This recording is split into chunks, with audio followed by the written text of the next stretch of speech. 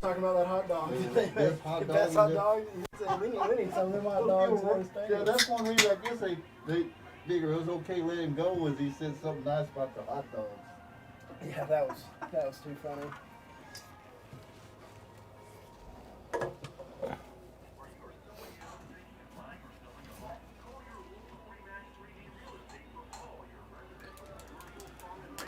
All right, this is Bob. Testing.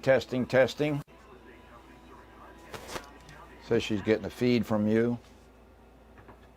I am? Do a test. Our officials for tonight, from the Commerce Football Officials Association. Referee. This is Ben. No, from you. Wait just a minute. Umpire John Hughes. Did you have yours on? Tim Novak. Okay. You said yours isn't on. Yeah, just turned mine on. Okay, test. This is Bob. Test. There is a tonight is operated by the Greenville High School Athletic Booster Club. The concession stand does have a new service. Mobile order. Scan the QR codes located around the stadium. Hey, Rebecca, can you hear me? Place your order and head to the concession stand to pick it up from the pickup window.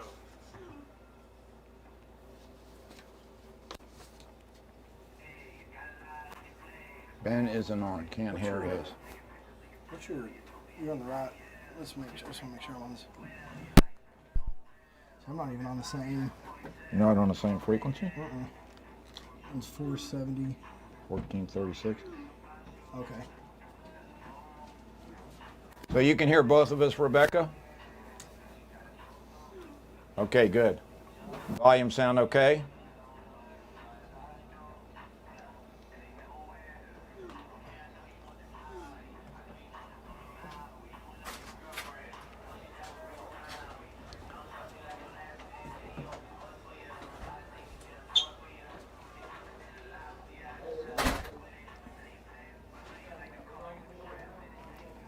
David, does that door close?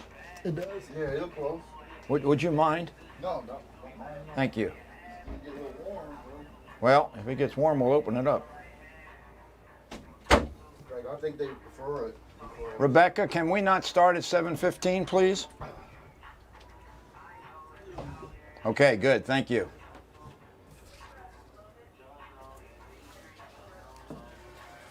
All right.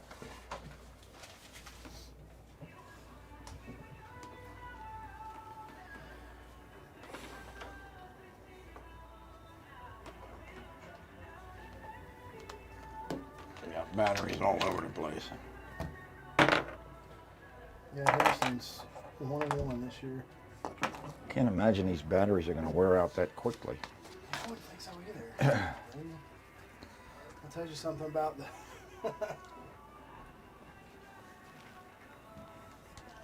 So are you leaving yours on the whole time? Well, Since Rebecca, I'm going to go ahead and try to mute my microphone and tell me if that's if that worked.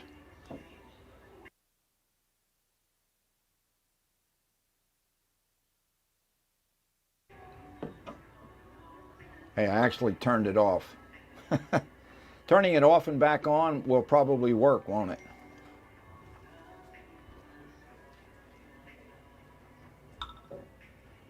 Okay, great. Thank you. So that's probably the best way to mute, Ben. Just hit. You got to hold the power button, and then you'll see the light go off, obviously, and then we'll take a break or whatever, cough, whatever. Yeah. But yeah, I'll probably leave it on most of the time until I'm ready to. I told Rebecca that I'm going to do the same thing with that we used to do with the radio. We'll be back in 2 minutes, and that way, then we can mute and talk, catch our breath, whatever.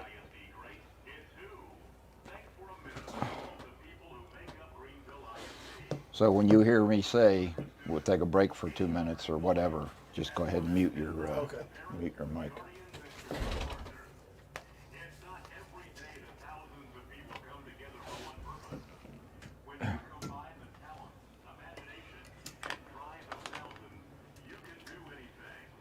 Here, this is the directions for doing the stats. Not that I don't think you'll need it, but it's there.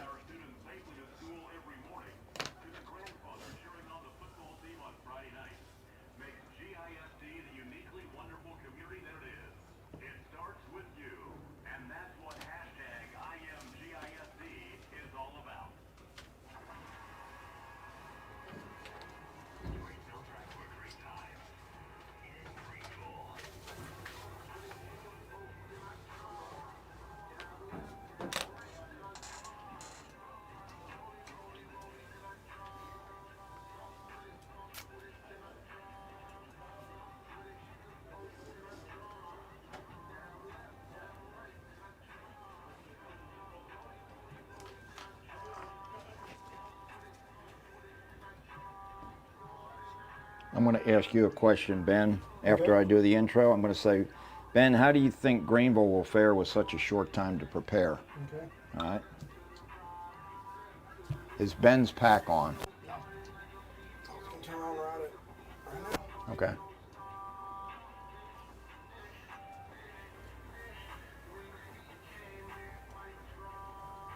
It is now.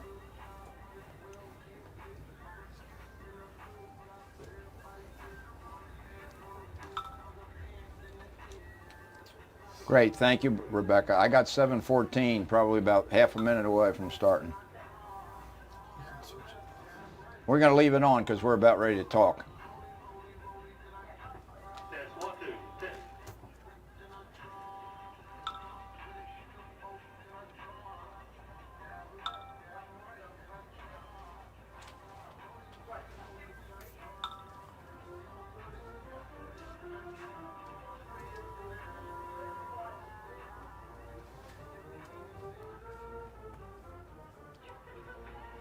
Good evening, everyone, and welcome to Greenville Lions football season opener here at TA Cotton Ford Stadium. She's not ready. That was a good start, though.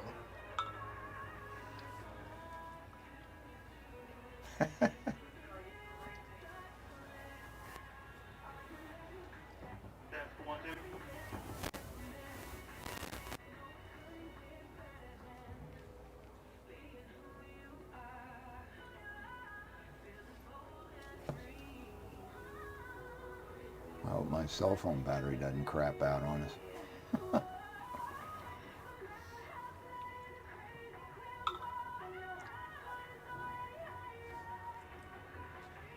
Good evening, everyone, and welcome to Greenville Lions football season opener here at TA Cotton Ford Stadium. This is Bob Muty alongside Ben Butler and videographer Rebecca Hernandez for the first Juice football broadcast to be live streamed on YouTube.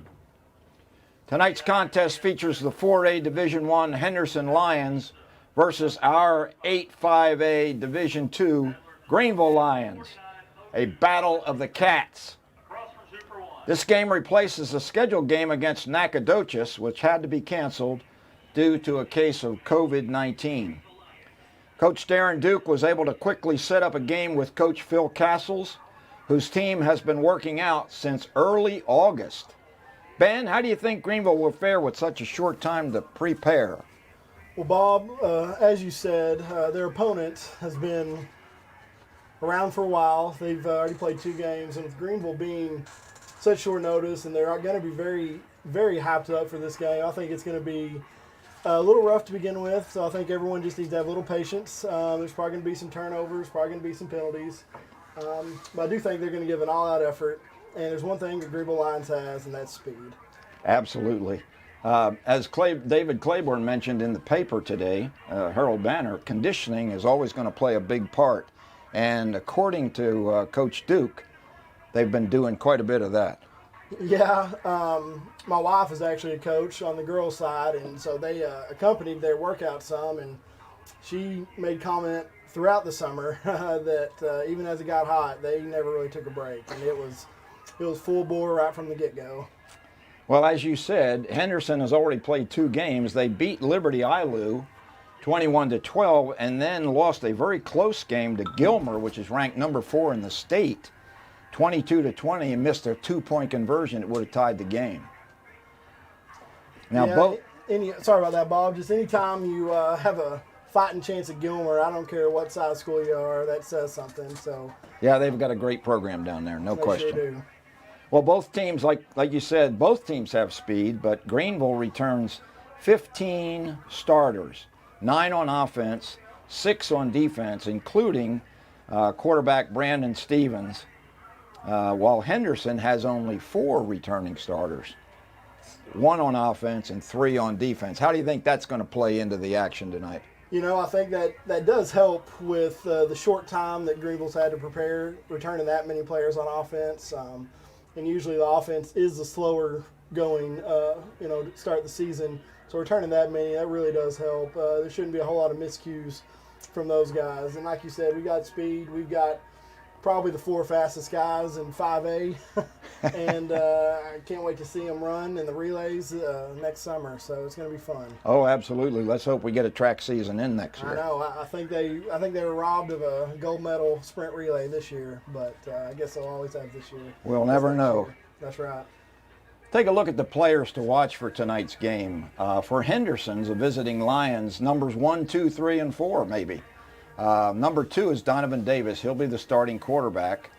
Number 3 is Cameron Walker, who's a senior tailback, and the wide receiver to watch out for is number 4, Bryson Collins. For Greenville, in addition to Stevens at quarterback, wide receivers Caleb Johnson, Sean Brown, and Miles Denson, who will also may run the ball from his wingback position. On defense, listen for the names of defensive back Kenton Anderson, linebacker John Carlos Belteton, and defensive end Michael Surface. Ben, do you know any of these guys personally? Not personally. You know, I've seen them from a distance, coming. I think I made about 9 or 10 games last year. And some of these guys are looking good. You know, I know Surface, he's a tall, slender guy that put on a little bit of weight this year. So it's going to be interesting to see him from the end, see if he can get a little burst and use his strength maybe to push the tackle off balance and maybe get a few sacks this year. So it'll be interesting to see that. He is truly a physical specimen. He is. And he can sing. I don't know if you ever heard him sing. He's an excellent singer. Yeah, I saw a musical last year that he was in. Had an interview with Coach Duke earlier in the season, and he talked about doing the run-pass option. He talked about using Mr.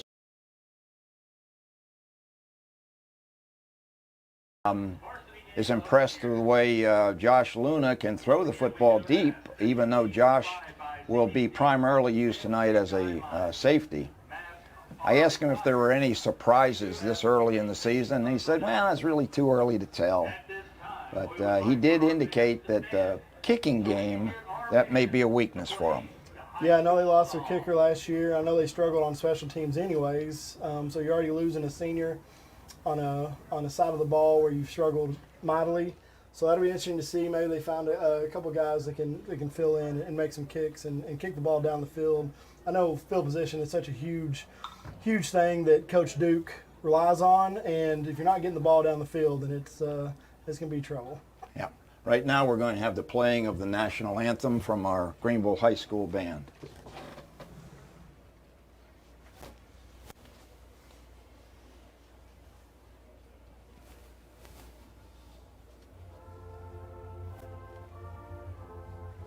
Or maybe the school song first.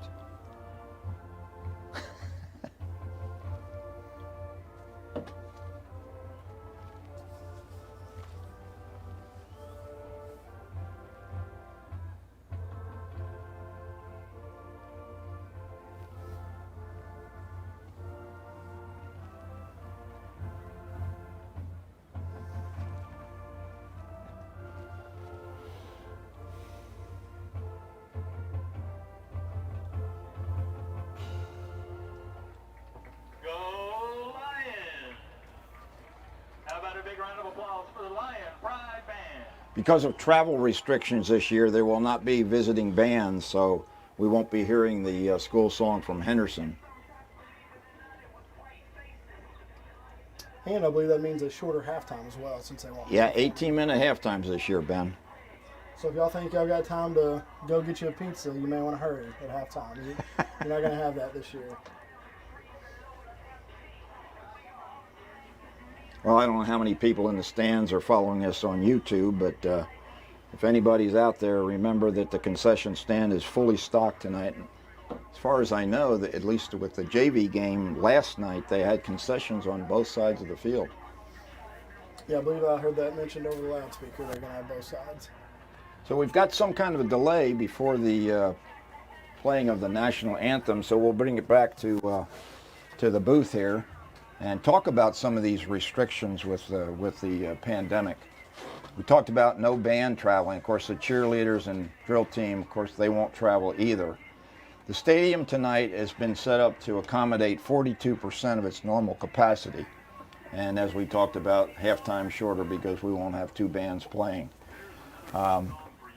Getting back to the interview with the coach here in Greenville, I got introduced to both the offensive and defensive coordinators, Brett Alexander and Danny Cobbin. And Danny was kind enough to give me the max prep roster from Henderson, which was pretty helpful getting me started.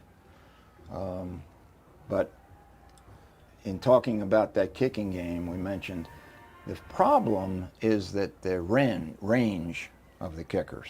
They're pretty good on the extra points, but he's concerned about field goals. Yeah, and I think if you're going to play competitive 5A football in the state of Texas, you got to have a kicker that you can run out there. You know, you don't expect a 50-yarder, every game, but if you can't make anything past 30, 35 yards, that really hinders you on your play calling ability and your aggressiveness. You know, it really makes you struggle on that. Okay, here come the Lions onto the field. So I guess we were waiting for the teams to get onto the field before we get into the national anthem. We do have the junior ROTC cadets on the far side of the field with the flags. So that should have been my cue, Ben. I'm a little bit rusty on this. No, you're fine, man. These look like new Greenville Lion uniforms too, with nice striping down the leg. These look sharp. I think you're right. The Lions will be in all red tonight with their red helmets. And I saw during pregame, it looked like Henderson also had red pants, but I presume that they'll have either a white or a gray jersey. And if it's anything like the JV game last night, it's going to be really hard to read the numbers because it was a gold number, and it was very difficult from up here in the press box.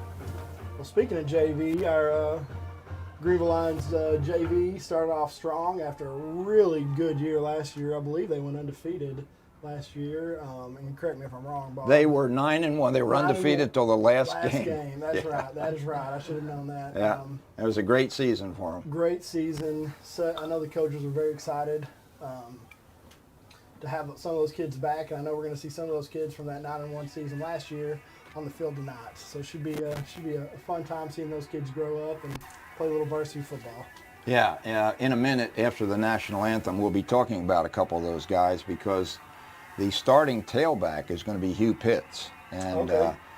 And his backup will be Otagus Johnson, who they call OJ, and both of those guys are coming off knee surgery, so they really didn't get to play very much on that JV team, and yet that team still went 9-1. So, and I've seen these kids play for years, and both of them are extremely talented, and if they can stay injury-free, they're going to be fun to watch all season long. Absolutely, yeah. Losing your starting running back last year to graduation, it's going to be interesting to see if some of these kids that they probably had a little tryout, and they'll probably have a tryout for a couple games to see which one really takes hold of that starting position and just runs with it, because running the ball is a big factor in the Lions offense. Oh, no question. Yeah, it's pretty basic offense. They only use about 10 to 12 plays with slight variations off those 10. Just real quickly to give you an idea what the rest of the schedule looks like for the season after tonight's game with Henderson. Next week we play Frisco Liberty here at home. The following week we have another home game against Mount Pleasant, a former district opponent. Then we get into district play on October 16th against Ennis, a state-ranked team and we'll be playing them down at their place. So that'll be a tough one to start the district. Nothing like going 1-0 in district. No, that'll be great. We'll follow that up with the Roy City game here at home. And, of course, the Cannon game away the following week. And then Forney away. Sulphur Springs will be the homecoming game on the 13th. And then the season finale, North Forney will be on a Thursday night. That's interesting. November 19th away. And I believe that might be the first time we've played on a Thursday night. I can't ever remember that, Ben. Yeah, I don't remember that, especially in recent memory. Yeah. Hadn't played on a Thursday. And then the final game will be December 4th against Crandall, and that will be senior night. Yeah, and with that open, they're saving Thanksgiving. The whole district is for any makeup games. And with all the cancellations that's been going around high school football, it's hard to imagine not having to use that Thanksgiving week to play a game. Hopefully we can get through a whole season without any of these cancellations, and hopefully all our kids can be healthy, and really the whole district's kids can be healthy. But I don't see a way we don't play a Thanksgiving. Well, when I was in high school, Thanksgiving was the big game. Yeah. You played your arch rival on Thanksgiving Day, and I mean everybody got hyped up about it, and it was just a really special day. Yeah. I know with all the circumstances, starting later in the season isn't the greatest, but you got to like the cool weather. It starts early for game one. Looks like the referees failed to contact the Henderson team. They're still not out on the field, and that's the reason for the delay. I guess they want to get both teams on the field before they play the national anthem. Now, Ben, you were telling me earlier that you played a little bit of football, a little bit of baseball down at Howard Payne? I did, yes. That's in Brownwood? That is in Brownwood. Okay. Played on Gordonwood Stadium, the legendary Brownwood High School coach. I played on the Brownwood High School Stadium down there. But yeah, I played for Howard Payne, played 2 years, started both years, and then played 4 years of baseball down there, and had a great time. And definitely played some really good teams like Mary Hardin Baylor and Hardin Simmons, and in the lack of D3 football. What was the conference you guys played in? American Southwest Conference. American Southwest. Okay. And what division was that? That's Division III. That's Mary Hardin Baylor, Hardin Simmons, McMurray, Texas Lutheran. Sol Ross had to drive down to Alpine to play Sol Ross. All right. Well, it looks like we're going to go ahead with the national anthem, despite the fact that Henderson is still in the locker room. Actually, they're coming now. So now here's your national anthem played by the Greenville High School Band.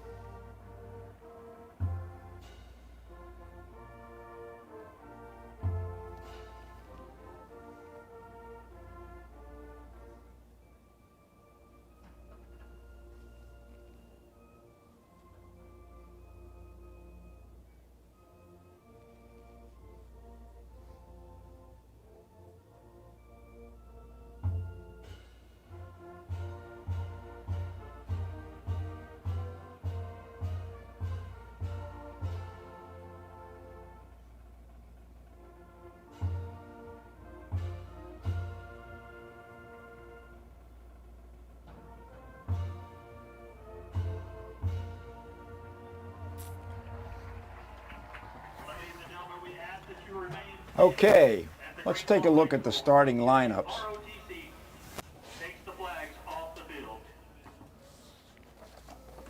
For Henderson, the starting quarterback will be junior Donovan Davis, number 2.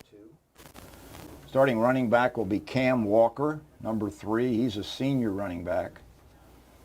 Starting wide receiver and the guy to watch, Bryson Collins.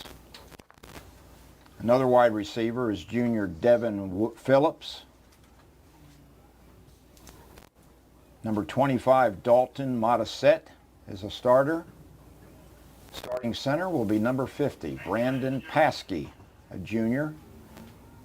Offensive tackle, number 52, Micah Dudley, a senior. And the other tackle, a big guy at 6'2", 195, Bryson Collins, number 74. The captain for tonight for the Greenville Lions. Number 2, Elijah Walker. Check that. Number 3. Jacob. No, that is correct. Bryson Collins will start at offensive tackle. I'm trying to read Mike's notes from the booth in the radio station from Henderson. All right, the two guards will be Cooper Hand and Ty Quinney. And the tight end, we expect to be Chad Harkins. Representing the Henderson Lions. Now, a team I'm a little bit more familiar with as the captains meet at the center of the field.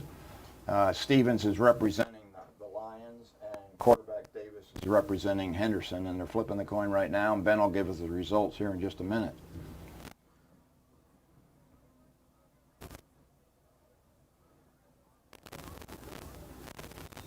Looks like Greenville won the toss, but Greenville Lions have won the toss.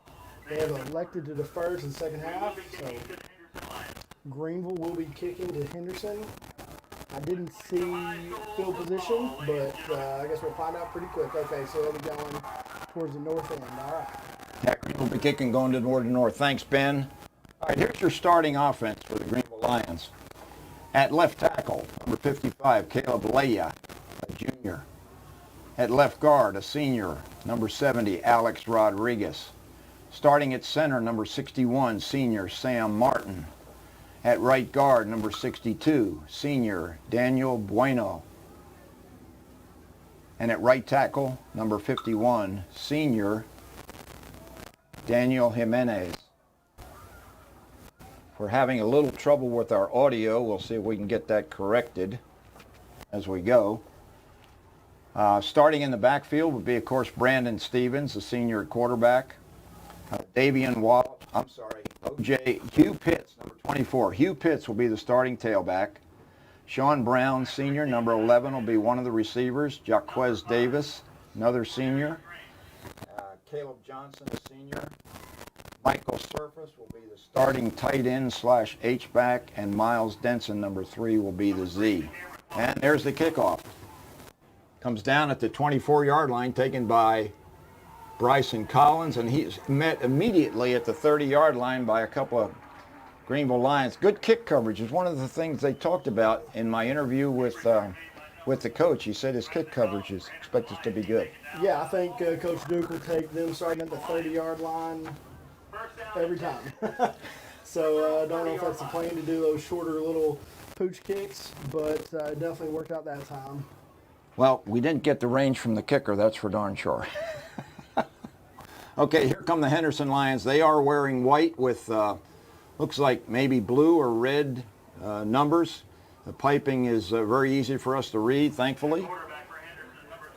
Davis is in the shotgun. Hands to Walker.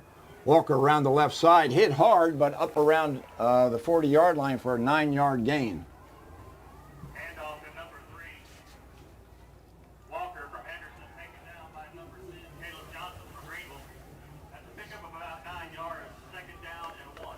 Yeah, the Henderson came out with 2 tight end set, really a tight end and a wingback. I wonder if they're planning on running the ball a lot more. Well, that was Wofford on the tackle, and that was a solid hit.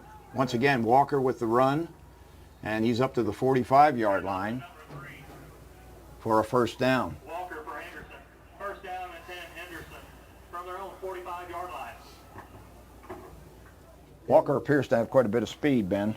He sure does, and I know Greenville's not that big up front, and it looks like the Henderson line may outsize them, but they're going to have to get a little more physical if they're going to be stopping the run tonight.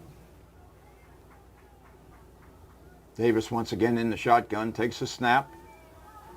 It's a bubble screen across the middle for a good pickup. Down to about the Greenville 47-yard line. That's complete for number 15, Thomas Jackson. Tobias Jackson on the catch. And nice throw by Davis. Not a long toss, but he was right on target with it and hit him in stride. Brings Yeah, they went 4 wide, did a little slip screen where the outside wide receiver actually came in. Got a little, took advantage of a very eager Greenville defense that time. Okay, Walker set up with Davis in the backfield. Man in motion. It's number 1, and he false start. Left tackle and the motion man, DeCorian Walton, both were a little bit early, so that'll cost the Henderson Lions 5 yards. Yeah, and the left tackle was definitely going pass pro, meaning he was definitely going to be pass blocking that time. And they might have been looking for Walton down the field deep, because he looked like he was hell-bent for election when he made that turn He upfield. down there pretty quick, wasn't he? All right, 2nd and 8 for Henderson at their own 42. Once again, Walton in motion. Davis looking deep. Ball slips out of his hands. There is a penalty on the play, and Davis moves up beyond the first down sticks. So we'll wait and see what the penalty is. Down there against Henderson. Quarterback, number 2. Looks like a hold's going to be called against Henderson. So good call, Ben. And that'll set the visiting Lions back 10 yards. The defensive tackles for the Lions are Jaden Champion and Deshaun Grigsby, both juniors. That's a holding call. Surface is playing one defensive end, and it looks like John Hill is on the far defensive end right now. Henderson from their own 37-yard line. Yeah, it looked like they were trying a little quick rollout to the right there, given the quarterback is right-handed. I guess that's probably his preferred. Right. That time the snap went directly to the tailback. He is met pretty much right at the line of scrimmage. Carried by number 6, Porter from the Henderson Lions. I don't know whether that was Grigsby in there. Giancarlo's Bellicon. They give credit tackle to John Carlos Beltatron, who we talked about earlier as one of our players to watch. Returning starter for the Lions at middle linebacker. Big third down here. 3rd and long. Looks like 17 yards for Henderson. Davis takes the snap, drops back, looking deep, Ooh. and now the Lions got him. And he is sacked back at the 31-yard line of Henderson. Well, that'll force a punt, Ben. Yeah, that was number 54. Fourth down and long. Is that Maps? Of Maps. Nice play by Junior playing on the defensive line right now in place of Jaden Champion, actually. Number 10. We weren't sure who the punter was going to be for Henderson. But deep to receive, I believe, is Johnson for the Lions. Ball bounces at the 40. It's a good Henderson roll down inside the 25-yard line of the Lions, where Greenville will take over 1st and 10. At the Greenville 23-yard line. Not a real good punt in the air, Ben, but I'll tell you what, with the roll, it turned out to be pretty good. 3-yard line. Looks Yeah. good on the stat sheet. It does, and with that punter doesn't look like he has the strongest legs, so it'll be interesting to see Caleb Greenville Lions. if he plays up a little bit more and he actually catch that. Even if he fair catches it, you're saving yourself 20 yards, it looked like. Well, one of the things that Greenville has done over the years is they've been feigned to catch the punts, which has always bothered me just a little bit. All right, Stevens now in the shotgun, in motion. Stevens looks to throw, and then he just flips it, and it works. He got it out. He got it out to Now it's Miles. Miles Denson. And the pitch to number 3, Miles Denson. Denson was the motion man, and it almost looked like Stevens might have lost a handle on that a little bit too, like Davis did earlier. He didn't really throw it. He just kind of flipped it Pat Mahomes style. Yeah, he definitely wasn't a traditional pass. It looked like a forward ladder like you'd see on an option play, but it definitely went. 2nd and 3. Denson in motion again. He takes the handoff on the sweep, and he gets tackled for a loss back close to the 25-yard line. The jet sweep didn't work there. Going to bring up 3rd down and 7. It did work on the first play of the scrimmage against White House, where Denson went 70 yards for a touchdown. Yeah, and you got to know, there's not a lot of film on them, so I'm sure I'm sure that Henderson was getting ready for that and making sure Denson doesn't get the boundary. Snap to Stevens. He's in trouble, and he's brought down for a loss of about 2 or 3 yards. So this will force a Greenville punt. So both teams struggling a little bit on offense. 1 first down for Henderson and a 3 and out for the Lions. Josh Luna will handle the punting duties for Greenville, and the deep snapper is Jeremiah McCallum.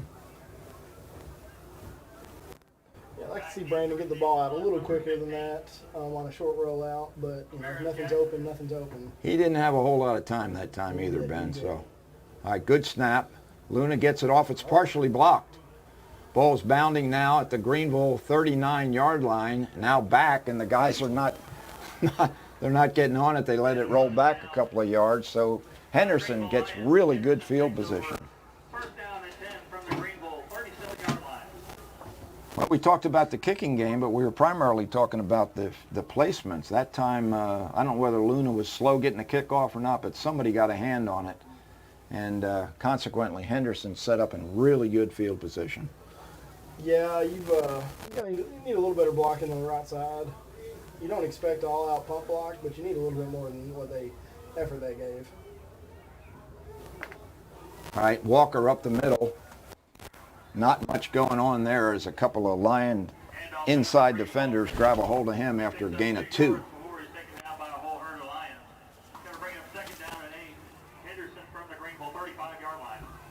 Tobias Jackson, the wide receiver, has been taking some direct snaps in more of a wildcat type formation, but Davis is there right now with Walker behind him.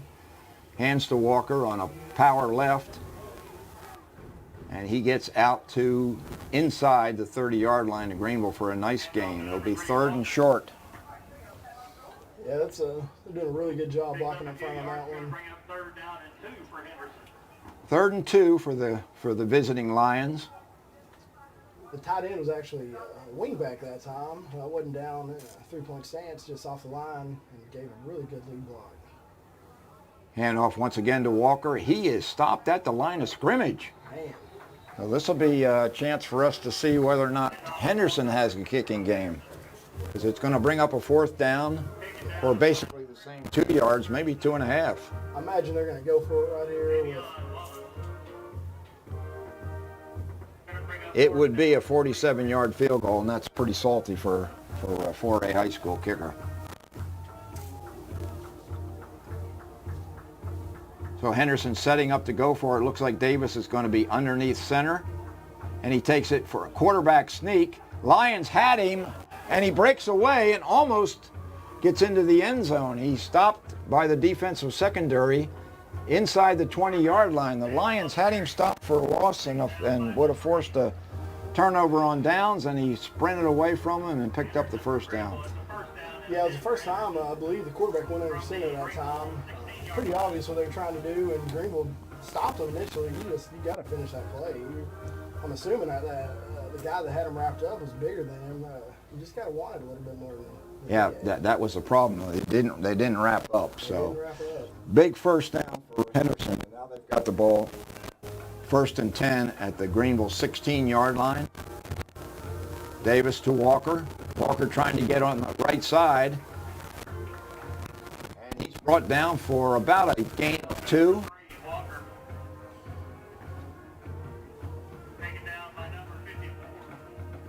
Once again, Maps on the tackle. He's doing a good job in there. They're definitely a running team. They had 2 tight ends again. They were actually in a wingback set, but they're inside the tackles.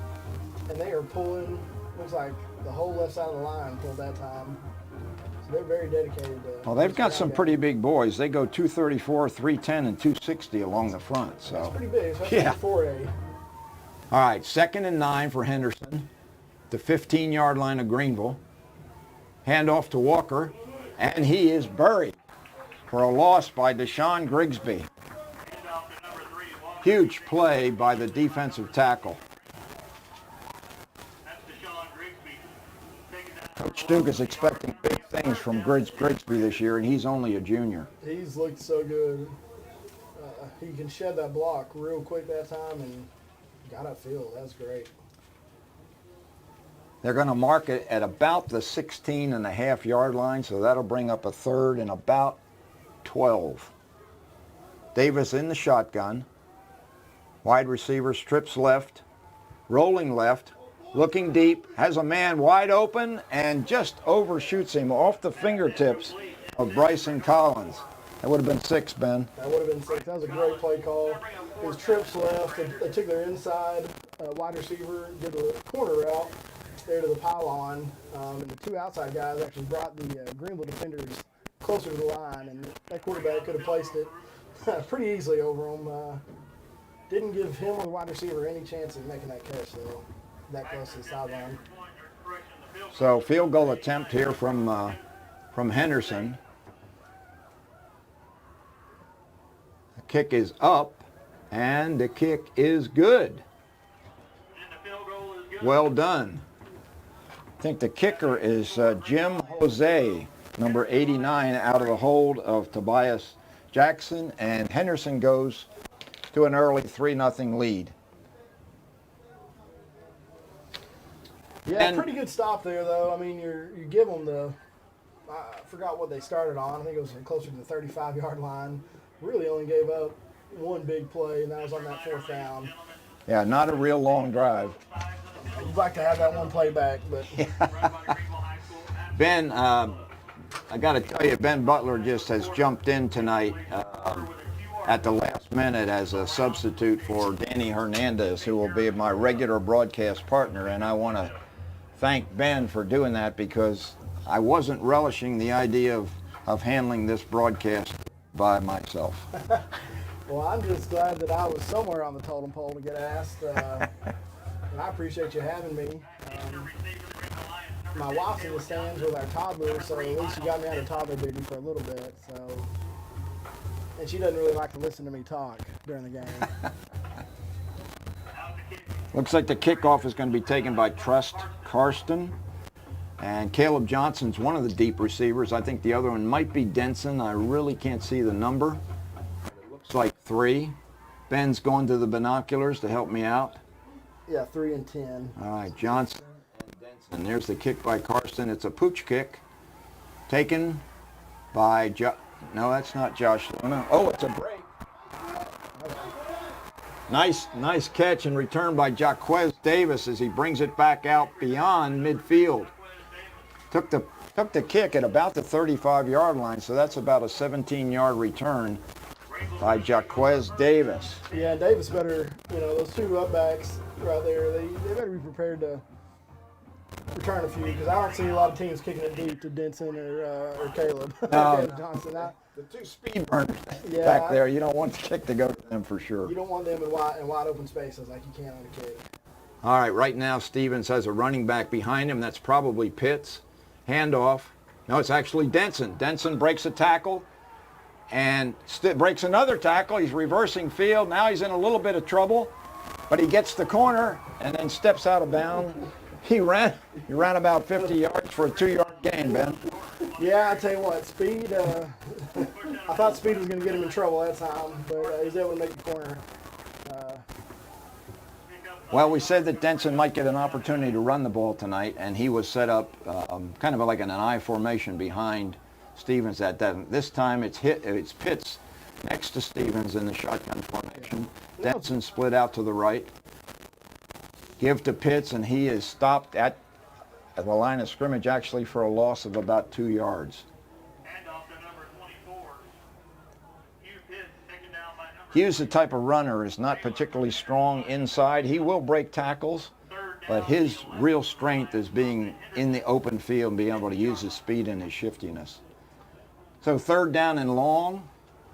Stevens takes the snap from Martin, drops back. Now he's going to run it. He's upfield. It's close to a 1st down, and he gets beyond the sticks inside the 35-yard line of Henderson for a Greenville Lions 1st down. Yeah, that was great. He took about 2 steps back into his read. Saw the middle of the field was wide open. he took off. That was a great read. Do you think that was a design quarterback draw? I don't. He was definitely looking for something. When you got a guy that fast, running is always an option. Well, that's the Lions' first down of the night. Handoff this time to Pitts. Breaks a tackle, makes it down to the 30-yard line for a 3-yard gain. Hugh Pitts, they call him Junebug, Ben. Junebug. All right, 2nd and 8 for the Lions. Pitts lines up behind Stevens this time. We've got 2 receivers right and 2 receivers left. DeGarry and Anderson is in the slot on the left side, and I believe it's Denson on the right. Pitch gets beyond Pitts, and he has to fall on it. Bad lateral by Stevens that time, a little bit behind Pitts, and he had to just fall on it for a loss. Going to bring up 3rd down and about 16 yards. Yeah, that was a speed option. I don't think Brandon was quite ready to pitch that ball just yet. With that defensive end close pretty quick. And that is the end of the first quarter. We'll take a 2-minute break, and we'll be back for the start of the second quarter. Score is Henderson 3, Greenville nothing.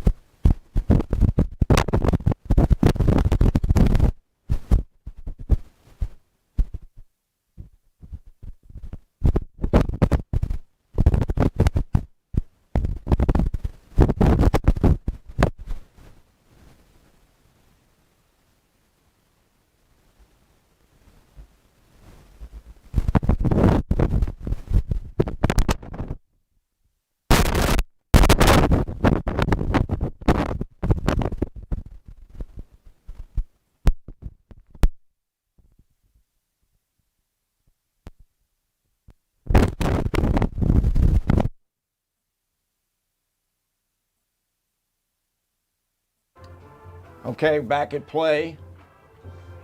Stevens downfield looking for Sean Brown, and Brown wasn't ready for it.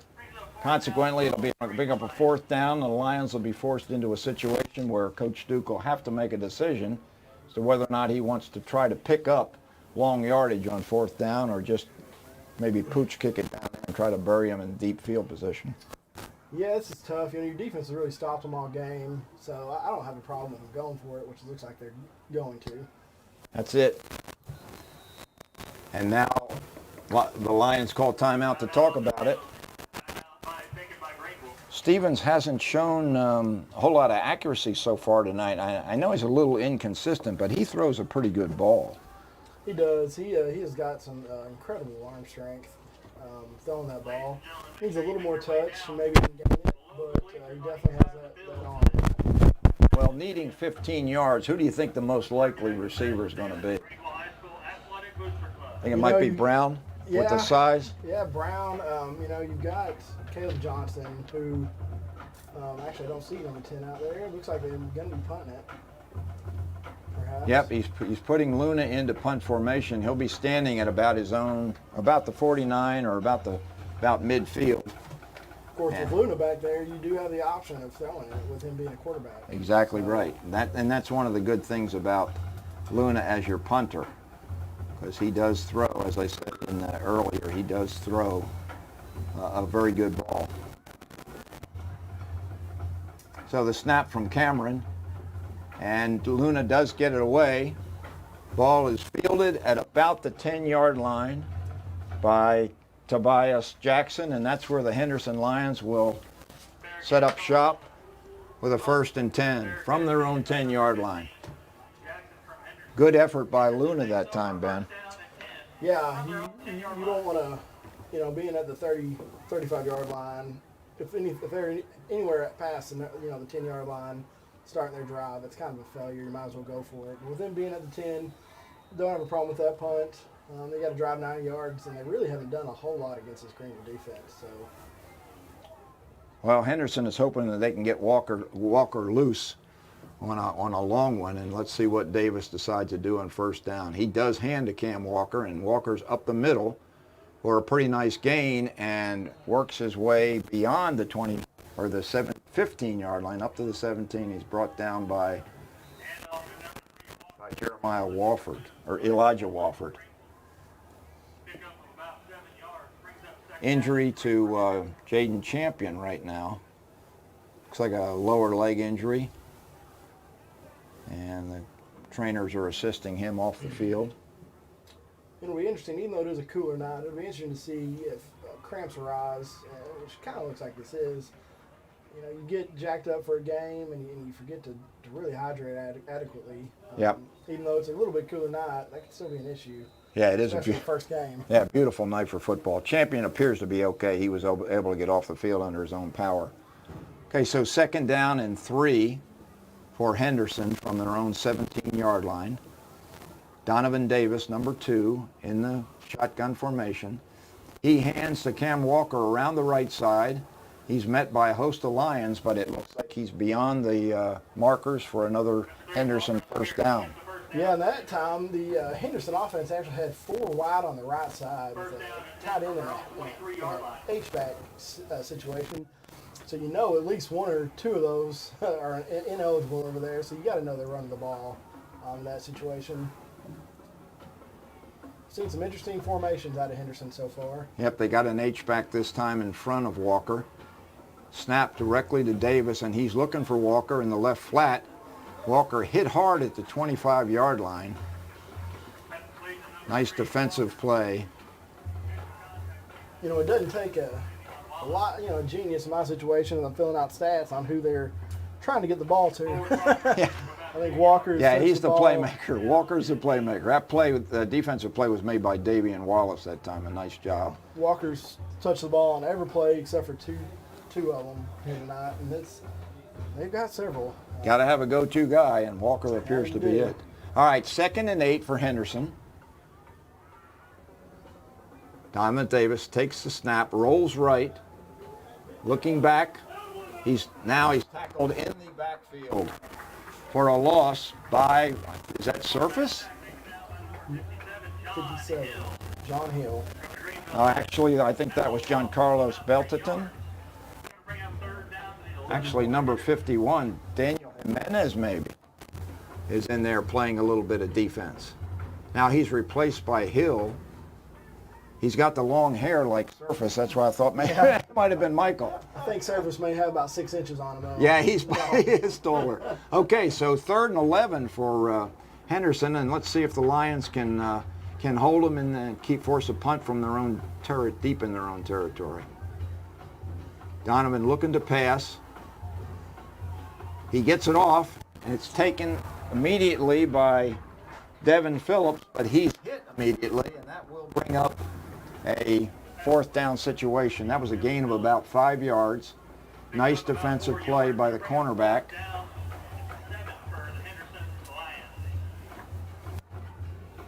This time it'll be Trust Karsten in punt formation. Yeah, Greenville's really swarming on the defensive side of the ball. Really fun to see them get after it. I think the only way Henderson will be successful tonight is running the ball at the middle like they've been trying. Karsten from his 11-yard line gets a good kick away, and Caleb Johnson fields it at the 40-yard line, is tackled immediately. Nice coverage by Dallas Alexander for Henderson, and the Lions will set up shop at their own 40-yard line, 1st and 10. I'd like to see some more offense now. Maybe the guys can get it going. Good field position to start, Ben. Yeah, starting on your own 40. Plenty of time here in the 2nd quarter to get things going. Really got to get the running game going. They really do. Brett Alexander, the offensive coordinator, really emphasizes running game, and I know he wants to see a lot of the middle. So this Greenville offensive line really needs to get a push. Like I said, I think they're giving up size too to Henderson, but you really need to get a push there on the inside. Well, they got surface set up in the H-back. Let's see if they go to that jet sweep again. Give that another try. Nope, it's a direct snap. Handoff to Pitts. He's got a little bit of running room this time, and he's out for a first down over midfield. Hugh Pitts with a nice run, jumps it from the guard outside and picks up 11 yards. And that's the Lions' second first down? That is their second first down. Okay, so the running game, just like we asked Ben, it comes through, and guys are moving the sticks on the far side of the field. It's Pitts and Stevens in the backfield. Denson split out wide left, surface right in front as the H-back. Fakes and throws downfield, a wide open Jaquez Davis. He's down at the 10, inside the 10-yard line. Brought down actually at the 11-yard line. Wide open, my goodness. And great throw by Stevens. He hit him in stride. Yeah, that's what you'd call just an option for your quarterback. It's a rollout. Really, you've got two routes that he could throw to, or he could take off running. And he saw what he liked there on the outside, breaking in route, and he gave it to him. RPO works successfully, and the Lions are going without a huddle. Stevens with Pitts and surface in front. Fake. Oh my, and somebody shot the gap for Henderson and dropped Stevens for a huge loss. Yeah, I didn't even know what that play was going to be. I think he was going to try to hand off to it, but I think the defensive lineman got there before he could even hand the ball off. Yeah, somebody missed a blocker. That was a blitzing linebacker. Loss of about 8 yards, so it'll bring up a 2nd and 18. The Lions have to get down to the 2-yard line for a first. That's tough, because once you get inside that 20-yard line, yards are really hard to come by. Rolling right, Stevens looking deep. He's got a man open. Sean Brown, touchdown. Beautiful throw that time, Ben. Yes, it was. I think there was a little bit of miscommunication there between the cornerback and the safety, because he was wide open there on the outside. It was just a straight go route. Don't know what they were seeing. Well, Brandon Stevens saw Brown, and he got it to him on a rope. That was great. All right, Garrett Phillips now will hold, and it looks like our kicker might be Archer O'Neill. Snap is down, and the kick is up, and it is good. Archer O'Neill with the kick. So the Lions go up 7-3. With 7:35 remaining in the first half. Both teams still have 3 timeouts remaining. Yeah, it'll be interesting. The Greenville defense has looked really good, so I think they can get a stop here and give this really high-power Greenville offense another shot here before half. Well, that was, what, a 60-yard drive? That was had a nice run in about a minute. Nice run by Pitts, and a great pass to a wide-open Jaquez Davis. And then the touchdown throw on 2nd and long, just an absolute bullet by Stevens. Probably one of the best throws he'll have all year long. Yeah, he made 2 good throws on that drive. Yes, he did. You know what? I have a feeling that he's not going to have to throw the ball a lot this year with the running game, but when he does, he needs to be effective, just like he was on that drive. Yeah, no question. So let's see who's going to handle the kickoff duties, whether or not it'll be O'Neill again after the placement. Or the other kicker on the Lions is Luis Pauline, but it looks like it's going to be O'Neill. O'Neill's just a sophomore. Did a good job, I think, for the freshman last year. Let me check on that. He may not even be listed on the roster. He's not. But I saw him kick for the freshman team, and he really did a nice job. I know his dad, and Archer was a pretty good soccer player, so It's a natural thing. And here's the kick. It is a pooch kick, taken at the 30-yard line by Decorian Walton, and unfortunately for Henderson, he steps out of bounds immediately.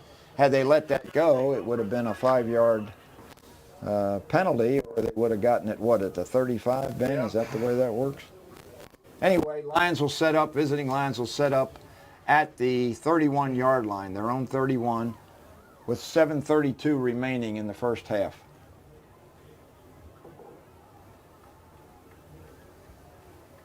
Well, as Coach Duke said in my interview earlier this week, we don't have a whole lot of range with our placements. All right, Donovan Davis for Henderson in the shotgun.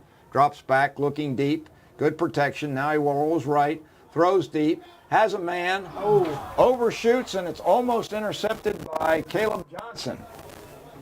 Looked like that might have gone through the hands of the receiver and then through the hands of Caleb Johnson. Yeah, it was really into triple coverage. It's really not a bad throw by the quarterback. You got to question the decision making on that throw, but you know, when you throw balls that pretty, you got to catch them. And on the other side, you can't let a lot of interceptions go through your fingertips like that. Well, he was looking for Tobias Jackson. Jackson's a tall guy. Okay, motion by Henderson. Handoff to number 6. That's not Cam Walker. That is Yacoris Porter on the carry, and Porter's upfield for about 5 yards, close to the 36-yard line. And now, is there a penalty? Penalty on the play. It looks like a hold. That's the second holding call against Henderson, and that's going to set the visiting Lions back and bring up second and about 20, right, Ben? Yeah. Maybe a little bit more than that. It looks like he was holding behind the line. Yeah, so it's a spot foul, so it's 10 yards from the occurrence. So a big penalty against Henderson sets them back to their own 21-yard line. We'll call it second and 22.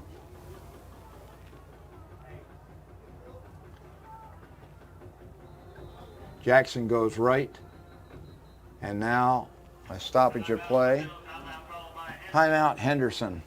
Yeah, Henderson's, I'm not keeping stats on how many different formations and looks they're giving Greenville, but it's been like every play, it's a new one. You know, we got trips on this last one right before the timeout. We've seen quads with a running back. We've seen 2 H-backs inside. They're trying to keep Greenville honest. But then they've only thrown the ball 4 times, so I think they're a lot of smoke and mirrors. They want to appear like they're doing something maybe a little more special, but at the end of the day, they're really trying to get, Walker and Porter up the middle, use the strength of their offensive line in their favor, and really try to run the ball. They've tried passing here just the last few times. It's just interesting to see where they're going with all these different formations. Well, they've got the long row to hoe right now with a 2nd and 22 from their own 21-yard line.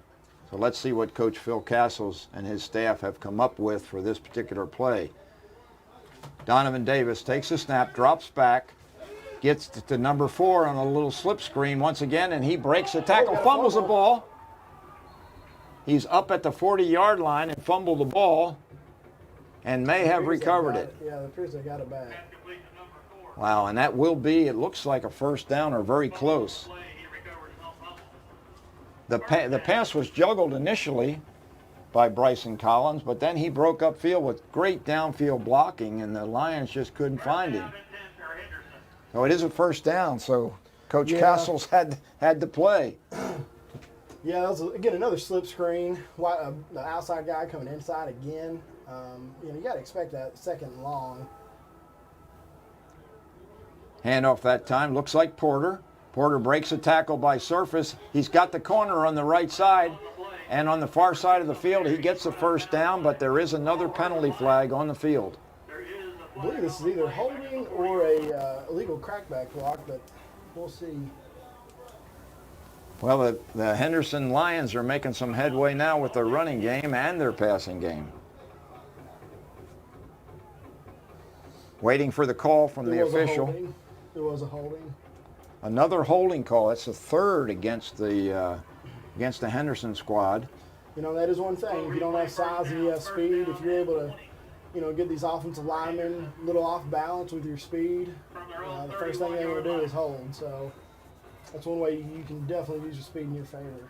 Well, it brings up another first down and long, 20 yards to go for Davis and his Lion teammates from Henderson. In the shotgun formation, man in motion, gives it to him on the jet sweep. That's number 15, Jackson. Jackson moves up upfield, fumbles the ball, but it looks like they're going to rule him down. Picks up about 9.5 yards. So good first down play for Henderson. Yeah, your quarterback on this side really needs to go after him. Once they hand the ball off, you're no longer a cover back. You're coming up and forcing that guy to go inside. Yeah, that's Kenton Anderson's side, and Anderson's strength really is his pass coverage, not necessarily his run stopping. Davis takes a snap, hands to Porter, up the middle. Porter breaks a couple of tackles, goes upfield for about 5 yards to the 45-yard line of Henderson. With 5:49 remaining, the Lions from Henderson will be faced with a third down and 7 yards. Yeah, that's a big third down. You stop them here. If they punt, you got the ball back with quite a bit of time. If they pick up this first down, they're able to kind of run the clock down pretty much where you might not be able to do anything the rest of this quarter. Henderson has 2 timeouts remaining. The Lions have their full complement of 3. Davis rolls right, looking downfield, finds his man on the sideline who steps out of bounds with the first down. That is number 1, Decorian Walton on the reception. Nice sprint rollout by Davis, and they're going quickly to the line of scrimmage, try to catch the Lions sleeping.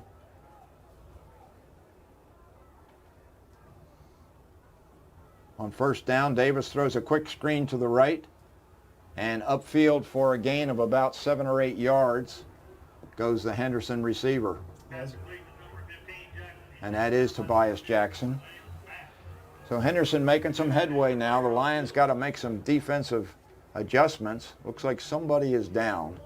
Might be one of those cramps you talked about, Ben. Yeah, that's what you hope. Yeah. These early season games especially. It's just some cramps. That might have been Coach Duke himself out on the field there.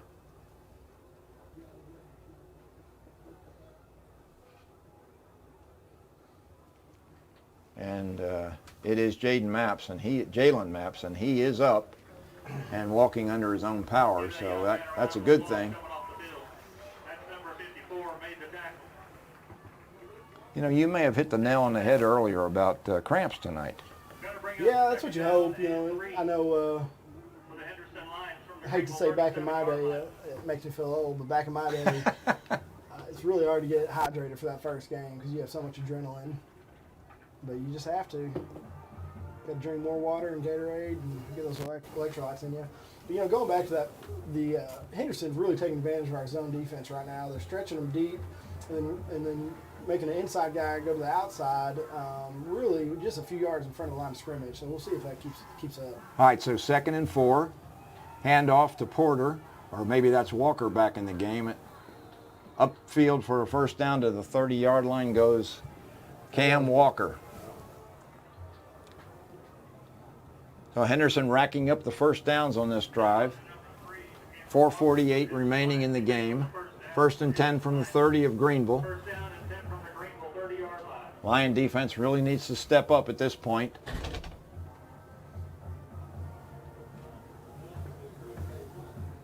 Four men in the backfield. Wow. Walker set up behind Davis. Fakes to Walker. And Davis is in trouble, and he's brought down. And that is Belton, I believe, or actually Daniel Jimenez back there playing a little bit of defense.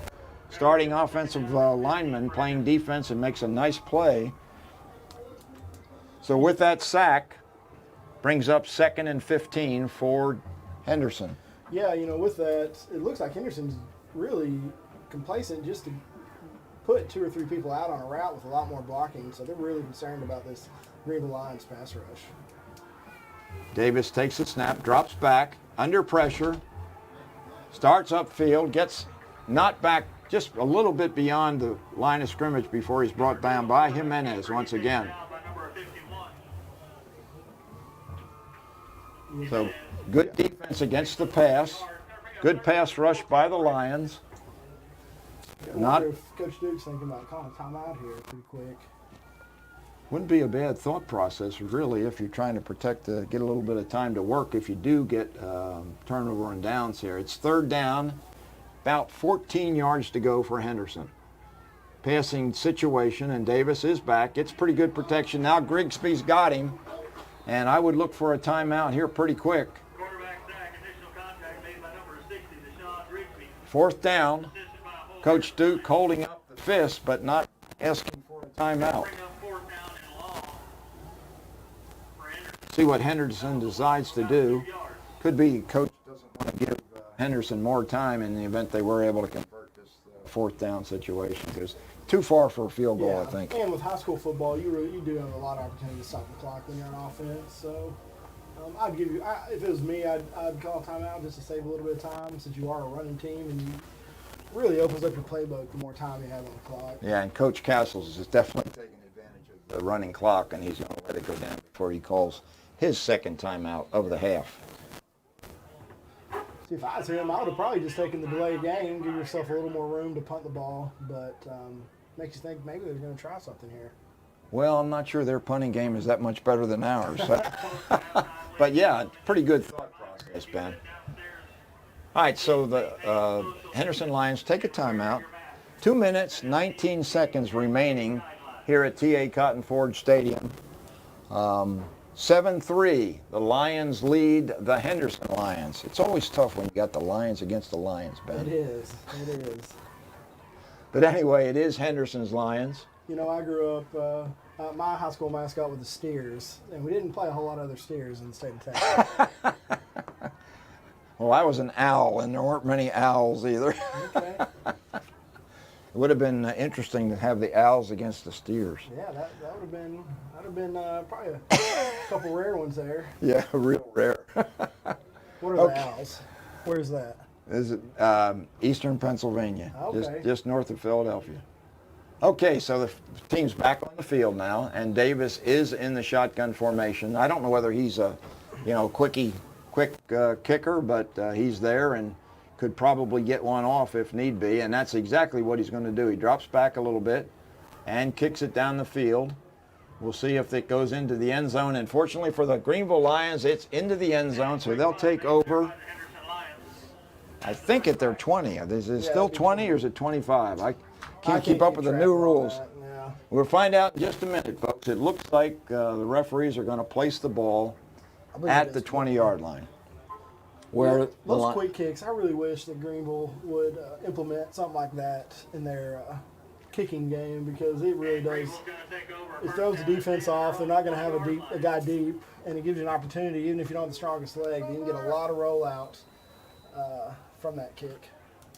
Okay, so the Lions have 2 minutes and 13 seconds to go 80 yards. Brandon Stevens in shotgun formation next to Hugh Pitts. Throws it quickly out to Miles Denson. Denson steps out of bounds at the 25-yard line to stop the clock.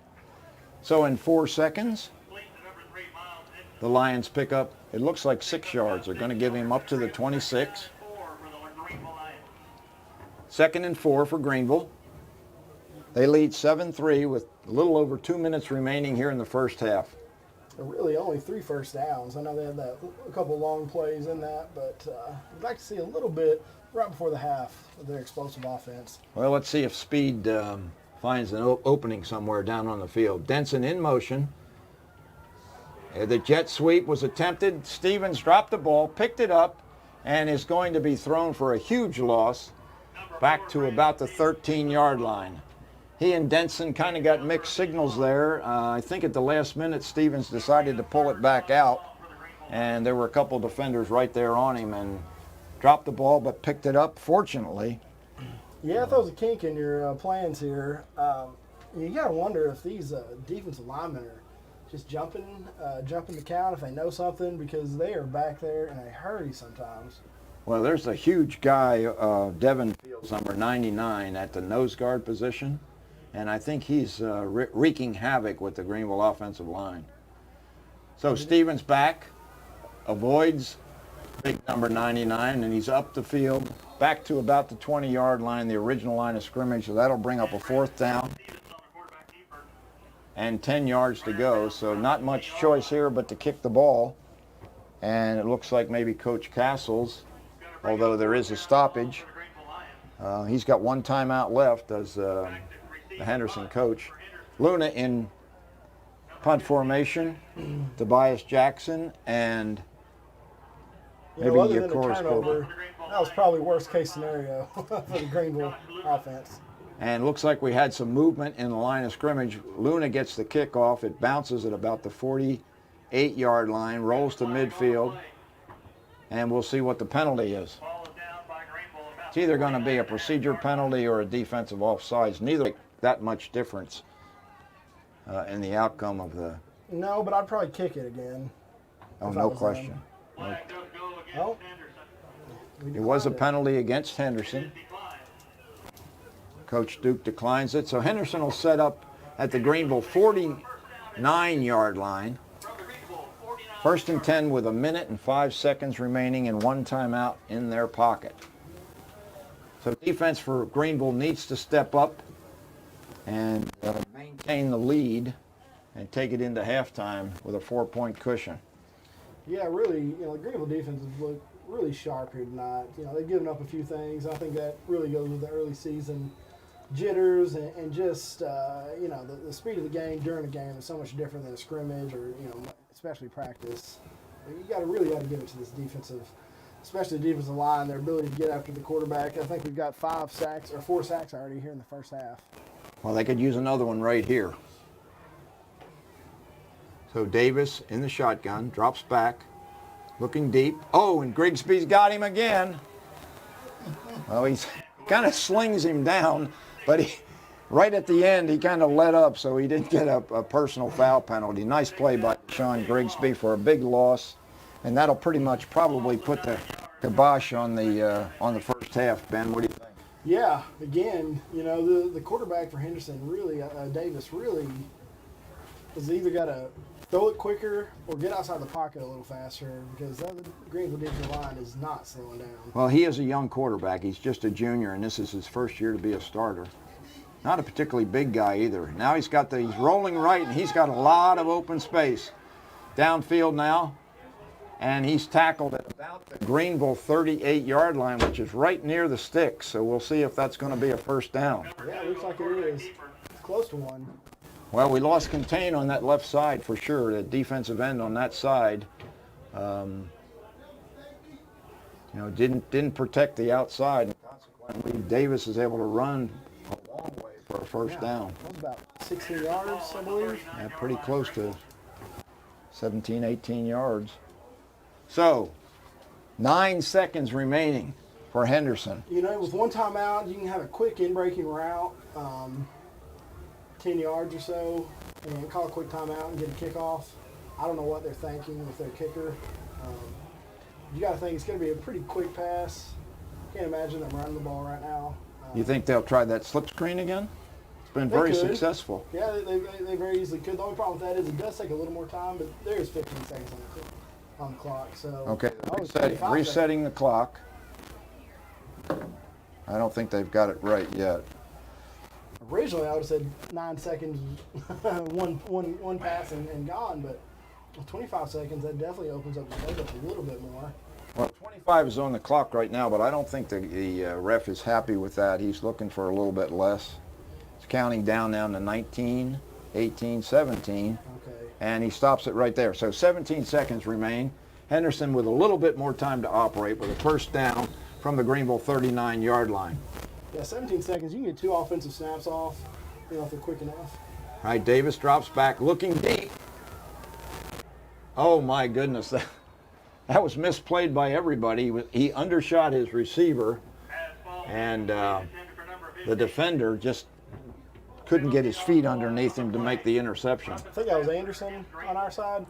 Yep. Number 8. Yeah, I think you don't want to lose the receiver, but if you could have picked up that ball just a couple seconds earlier, that would have been an easy interception, and he would have had nobody in front of him. Well, he's a really good athlete, but so far he's struggling tonight. He is, and you don't want to lose sight of your wide receiver. And it looks like we've got a roughing the passer penalty, which is going to set the Henderson Lions up with a first down at the 24-yard line of Greenville, and they're almost within field goal range. Yeah, that's that's something in the film room the coach is not going to like. Greenville 24-yard line. Yeah, I didn't didn't see. see We were it. watching the pass, so we didn't see what happened back upfield with the quarterback, but he obviously was roughed. So 1st and 10 for Henderson. Davis takes the snap, looking downfield, finds a man, and it's caught. Oh man. I don't even Tobias think that was- Jackson yeah. inside the 5-yard line, and that stops the clock with a first down, and now they have a timeout Henderson from the to talk about what they want to do with 4 seconds remaining here, and the 4-yard line is the Yeah, spot. you know, that was really good defense. I don't even think that was the intended receiver. There was a guy right called on the field. about on the 15-yard line, I believe he was trying to get the ball to, and the ball got tipped, and the wide receiver for Henderson made a great play, caught it, and you know, Anderson was right on top of him. Quentin. Yeah, no question. That was a great coverage by Kenton Anderson that time. The ball was just perfectly thrown. It Yep. slipped inside, and You know, with 4 seconds left, you know, the conventional wisdom probably is just to kick it, but you do have time to have a really quick route, and you just tell the quarterback if it's there, throw it. If it's not, just throw it right into the ground. Give yourself a quick second to kick. And well, it looks they don't. like- Yeah, they're setting up with their quarterback. So no field goal attempt here. They're going for the touchdown. Jackson in motion. Now they take the snap. Plenty of time for Davis looking downfield. Clock runs out. He loses the ball, and that'll be the end of the half. That's it. So Coach Castles is probably going to regret that decision and not taking the 3 points that would pretty much been automatic. Yeah, and maybe he just thinks that field goals aren't going to win it anyways. So I guess now's good time to go for it. And it is preseason, right? It is preseason. Try something new. So here we are at halftime at TA Cotton Ford Stadium. Greenville Lions lead Henderson by a score of 7-3. And we'll take a 2-minute break to catch our breath, and we'll give it back to Rebecca.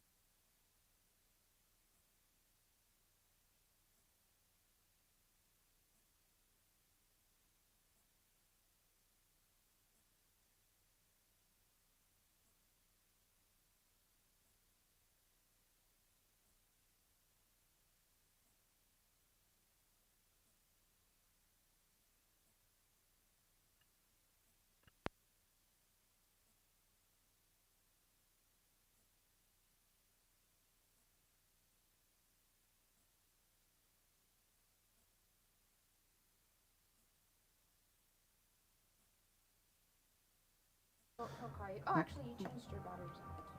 Did you change your battery? I did not.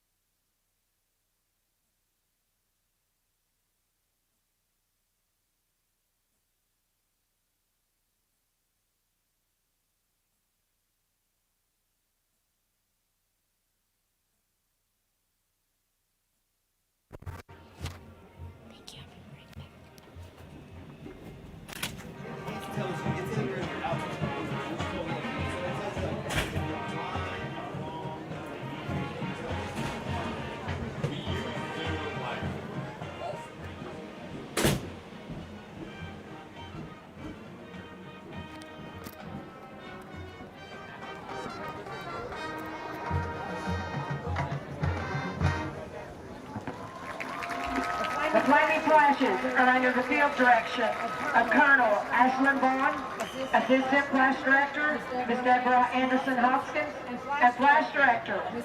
Lori L. Butler. Great job with 8 practices.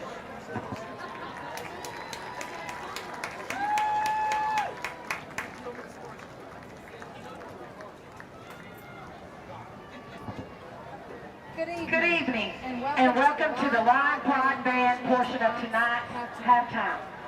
Greenville Independent School District are very proud to present the 2020 edition of the Lion Pride Band from Greenville High School, a performance of pride. Tonight our award-winning band will perform their 2020 UIL contest, Dream On.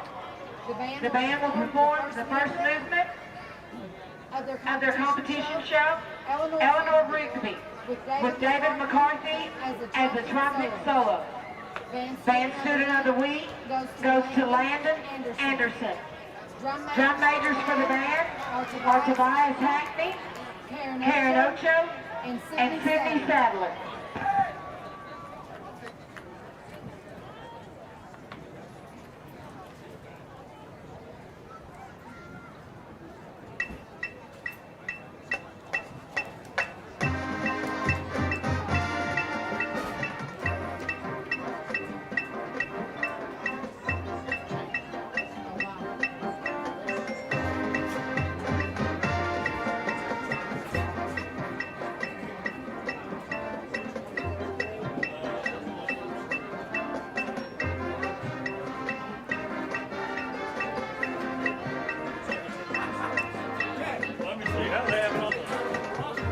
Now he's on my roster. Not the roster I know. Phone up. He's number 50. I didn't see him.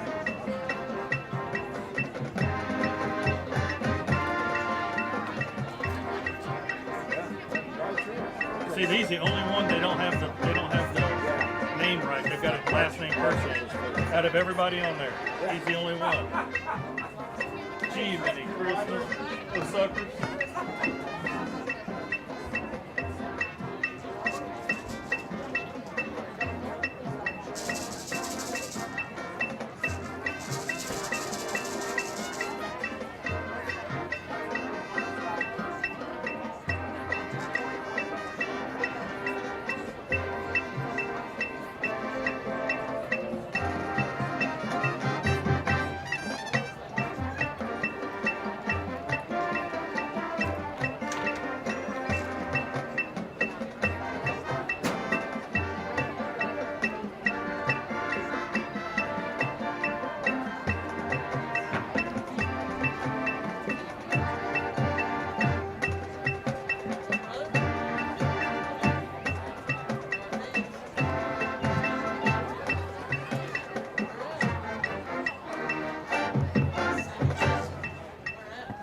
Yes, sir.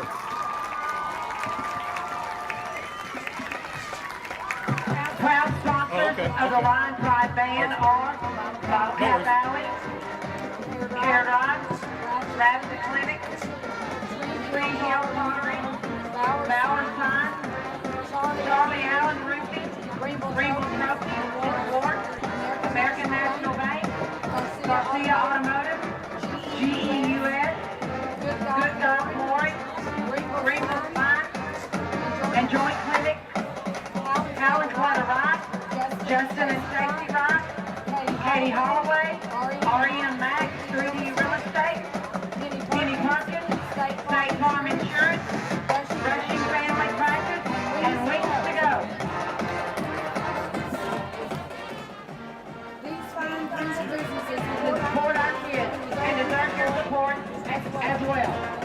The Line Card Band is under the direction of Head Band Director Jeff Lebeck, Assistant Samantha Williams, Hunter Langler, Anthony Obiscato, Luke Daly, Kelsey McKee, Diane Campbell, and as always, thanks to the Line Card Band, Parents, and Alumni Association.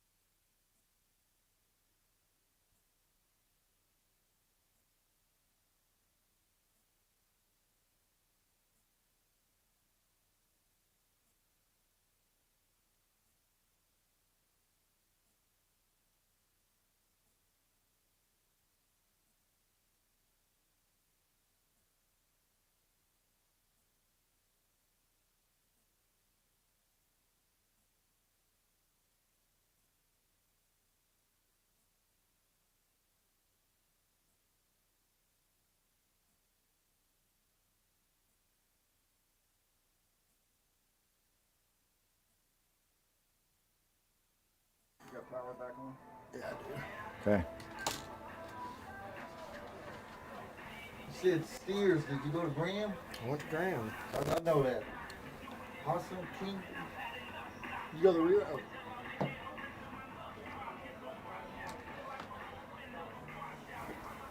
You live? All right. Okay.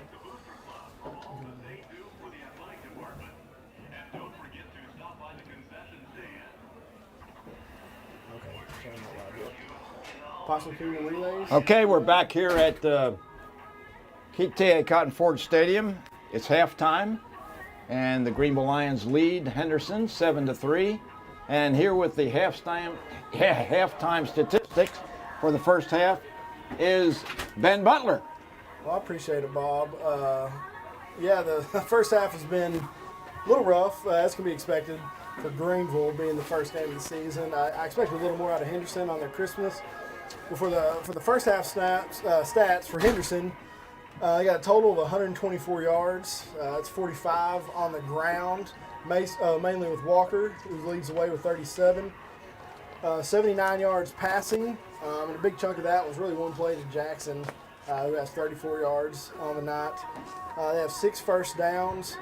They punted twice, and their big Achilles heel so far has been 3 penalties for 30 yards for holding, all 3 of those holding, and all 3 of those were really forced by Greenville Lions' speed.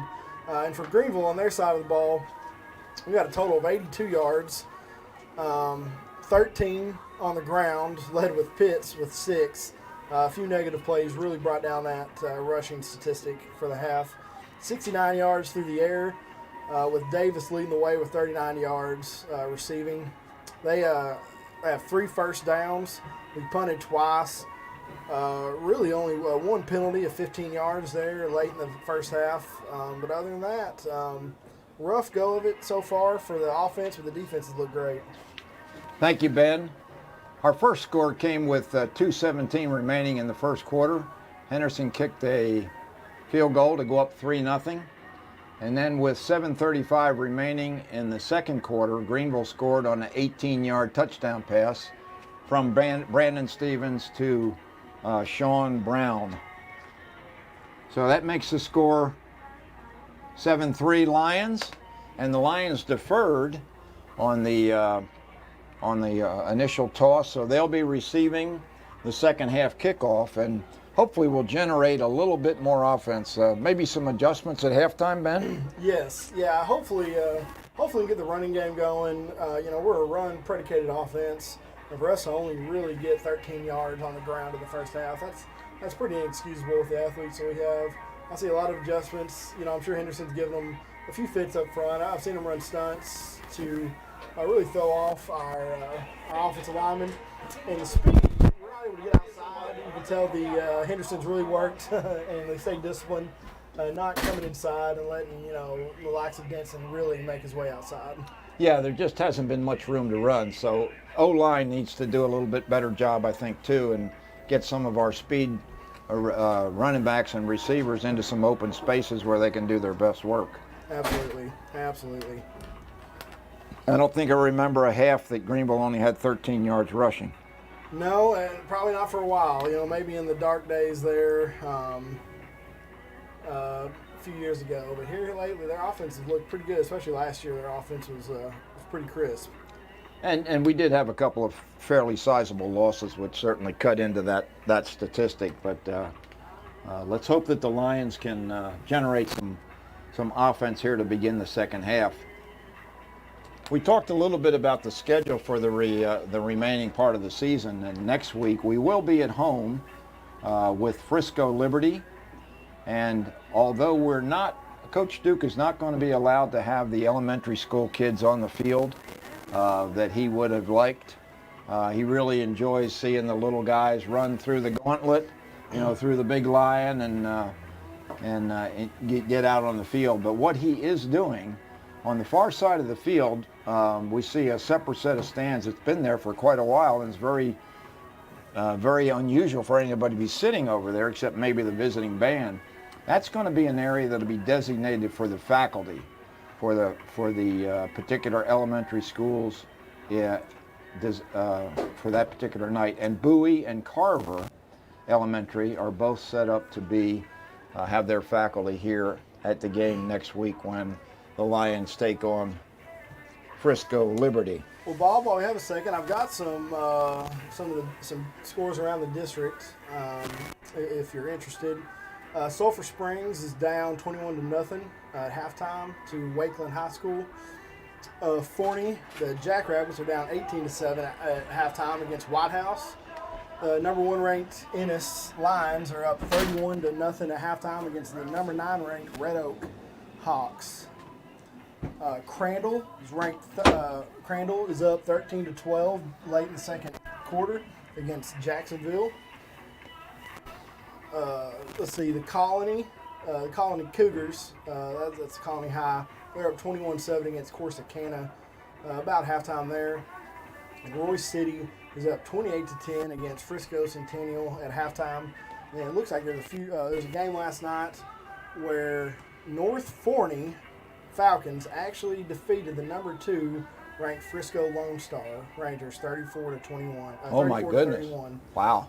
And I've got a college teammate that coaches for Frisco Lone Star, so I know that's going to motivate them. But that's an interesting upset early in the season.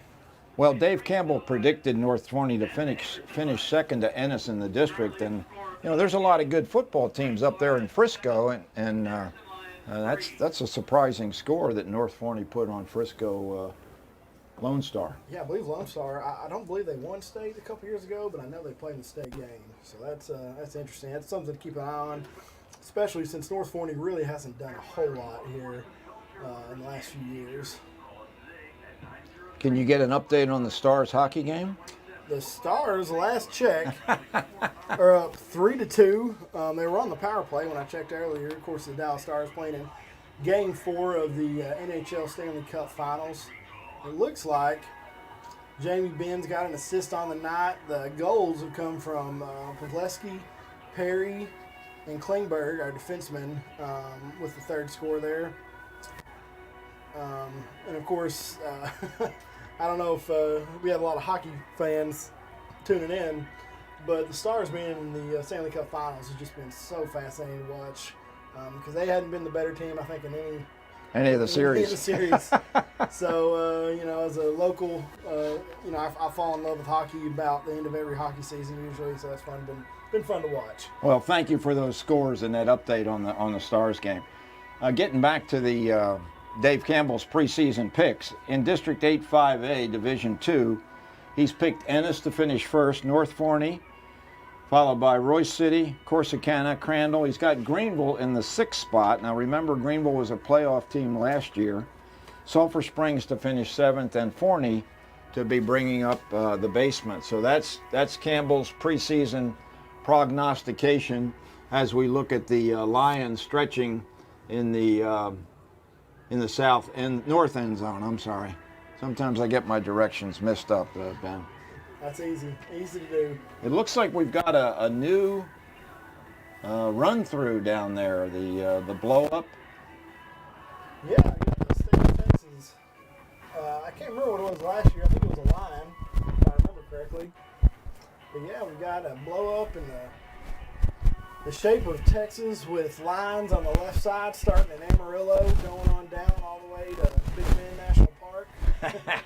And then you've got a massive line that covers most of Central and East Texas. That's a good looking. So that's a work of art. Kudos to the Booster Club.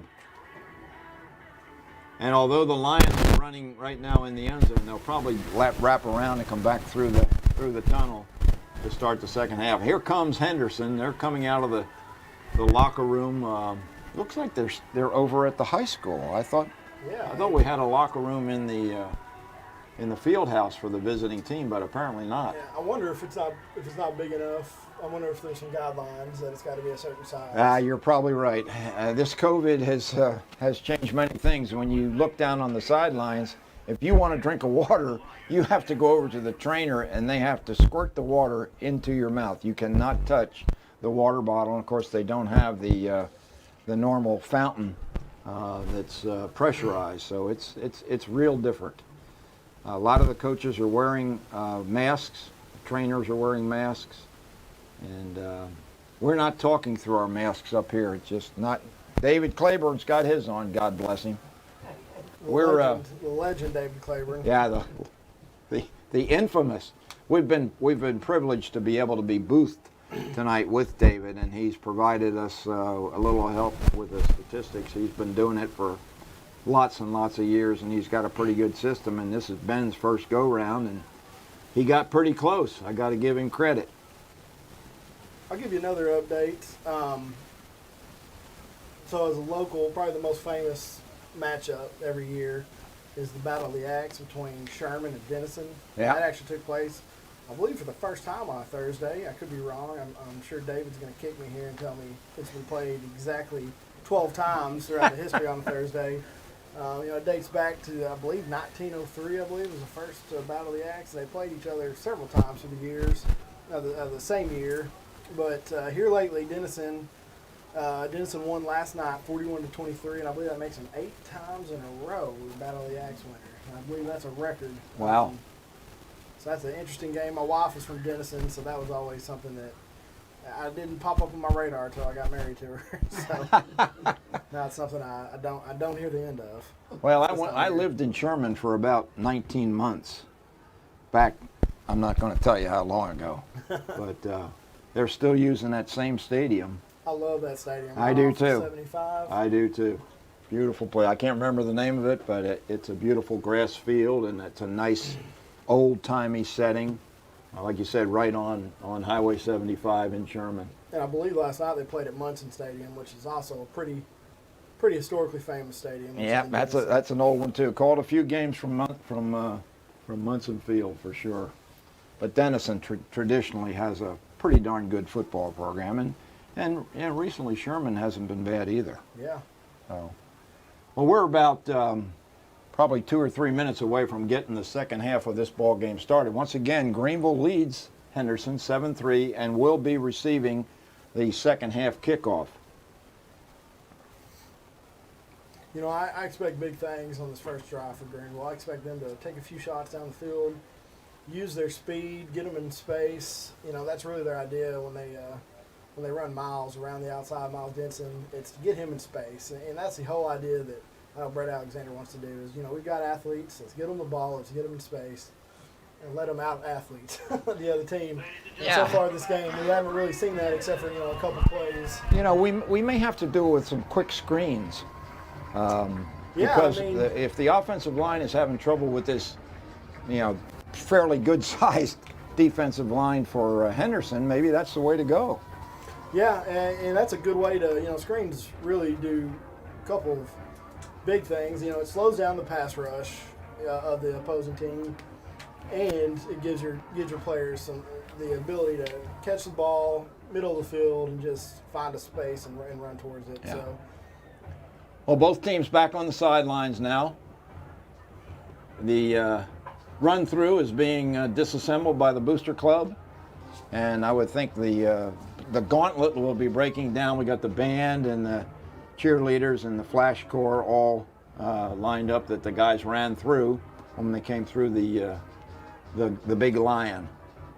So they'll be getting off the field here pretty quickly, and we'll be ready to get underway with the second half here from T.A. Ford Cotton Stadium in Greenville, Texas. I know we've got some folks that were interested in listening, one of whom is my older brother who lives in Los Angeles. There you go. So I hope he's tuned in, and if he is, I'll probably hear about it when I get home from the game tonight.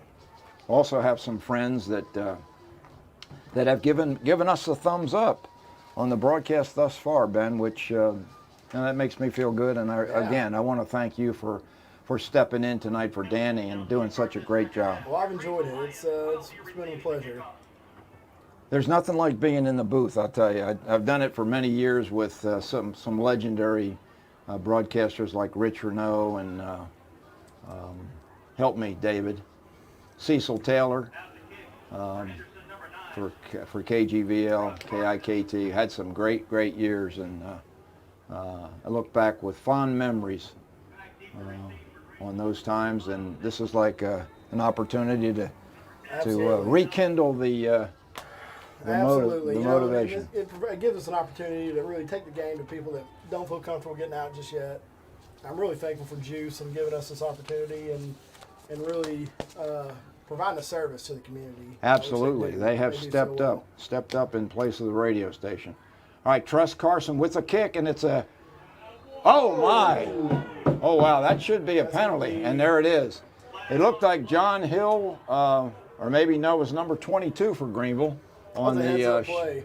Yeah, Jackson Cathy, and this was an onside kick that Henderson tried to pull off, and it went right to Cathy, and he kneeled at the 45-yard line and then just got bulldozed by one of the Henderson kick coverage guys, and that'll be a 15-yard penalty against Henderson for a personal foul.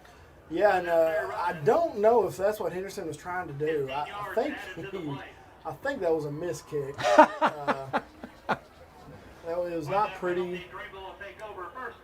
if that was a heads miss, up play by By Jackson, Kathy, just yeah. catching the ball, getting on the knee, and taking a good field position. And unfortunately, he paid the price for it, but he did get an extra 15 yards here for the Greenville Lions. well, Jackson Cathy is one of those kids up from that JV team that went 9-1 last year, and he's a really good defensive back. Okay, Greenville sets up shop then at the 40-yard line of Henderson. Handoff to Pitts. Pitts breaks the 40 and goes up for about 2 yards. Hugh Pitts, alias the June Bug, coming off knee surgery from last year. Both he and his backup, Otagus Johnson, had off-season knee surgery. All right, 2nd down and 8 then for the Lions. I'd like to see Pitts get open just one time and see what he can do in the open field. Surface set up in the H-back for additional blocking. Fake to Pitts. Brandon Stevens looked like he was going to be sacked. He breaks away, throws incomplete, looking for Denson. Good job by Brandon Stevens just to prevent a huge loss. Absolutely. Again, these Henderson defensive linemen are getting back there so fast. Did you happen to catch the number on that truck? I did not. I believe it was number 8, but that could be a lie. Yeah, it could have been Dallas Alexander. He is a defensive end. Tall drink of water, and he was in there quickly pressuring Stevens. All right, 3rd and 8 for the Lions. Looking downfield. He's got Brown at the 25-yard line, and Sean Brown, with his 2nd reception of the evening, is inside the 25-yard line in Henderson for a 1st down Greenville. It was a great throw, great catch. He found a soft spot in the zone there on his curl route. It was about a 10-yard curl. He took it to about 13 yards. Just a great throw and catch there. Yeah, and I think Brown used every bit of his 6'3" height to get that one. All right, 1st down for the Lions then. Stevens fakes, passes outside, the ball is dropped. Low throw by Brandon Stevens. He was looking for, maybe it's Caleb Johnson out there. I can't see the number. No, I believe that was a slot. Oh, that was Caleb. Yeah. Anyway, incomplete pass. There is a flag on the play, so let's see what the referees have in order for us here. Penalties have decidedly going against the visitors tonight. This time it's illegal receiver downfield. Penalty goes against the Greenville Lions. Ineligible receiver, I'm sorry. Yeah, I think Brandon would have wanted to get the ball out just a little bit quicker, but again, he just didn't have a lot of time. A lot of time to set his feet. All right, that's a 5-yard penalty. So the Lions will have, and I think that's a loss of down, is it not? That's correct. So this will be a second and 15. Pitts lined up behind Stevens. Stevens has to roll out of trouble, is upfield a little bit, and runs out of bounds at about the 23-yard line of Henderson for a pickup of somewhere around 7 or 8 yards. Brandon Stevens on the quarterback keeper. Stevens showing his speed there, Ben. Yeah, again, he's a member of the sprint relay, so he can definitely take off and run pretty well whenever he wants to. And it's a good thing, too, because he's really getting pressured back there. Yeah, he's running. Unfortunately, he's not running to something. He's running from something. That's the defensive line of Henderson. All right, we got trips left, and Sean Brown solo out here on the right. I'll look something over here to Brown. Oh, they got a little help helping. Brandon Stevenson got room. Lots of green between him and the end zone. Looks like he might make it. Down to the 5, in for a touchdown. Brandon Stevens on a scramble puts the Lions up 13-3. And they answer the bell for the first drive of the 3rd quarter. Brandon Stevens, again, second play in a row that he showed excellent speed around the corner. Absolutely. They had trips, and they all broke in towards the middle of the field. And it left the left side of the field just wide open for Brandon to take advantage of. Christian Brown for Henderson looked like he had the angle on him, and Stevens just ran right around him for the touchdown. It's about a 23-yard run for the touchdown. Archer O'Neal now for the extra point out of the hold of Garrett Phillips. It's good, and the Lions go up 14-3. And we'll be back in 30 seconds for the kickoff down to Henderson. Take it away, Rebecca.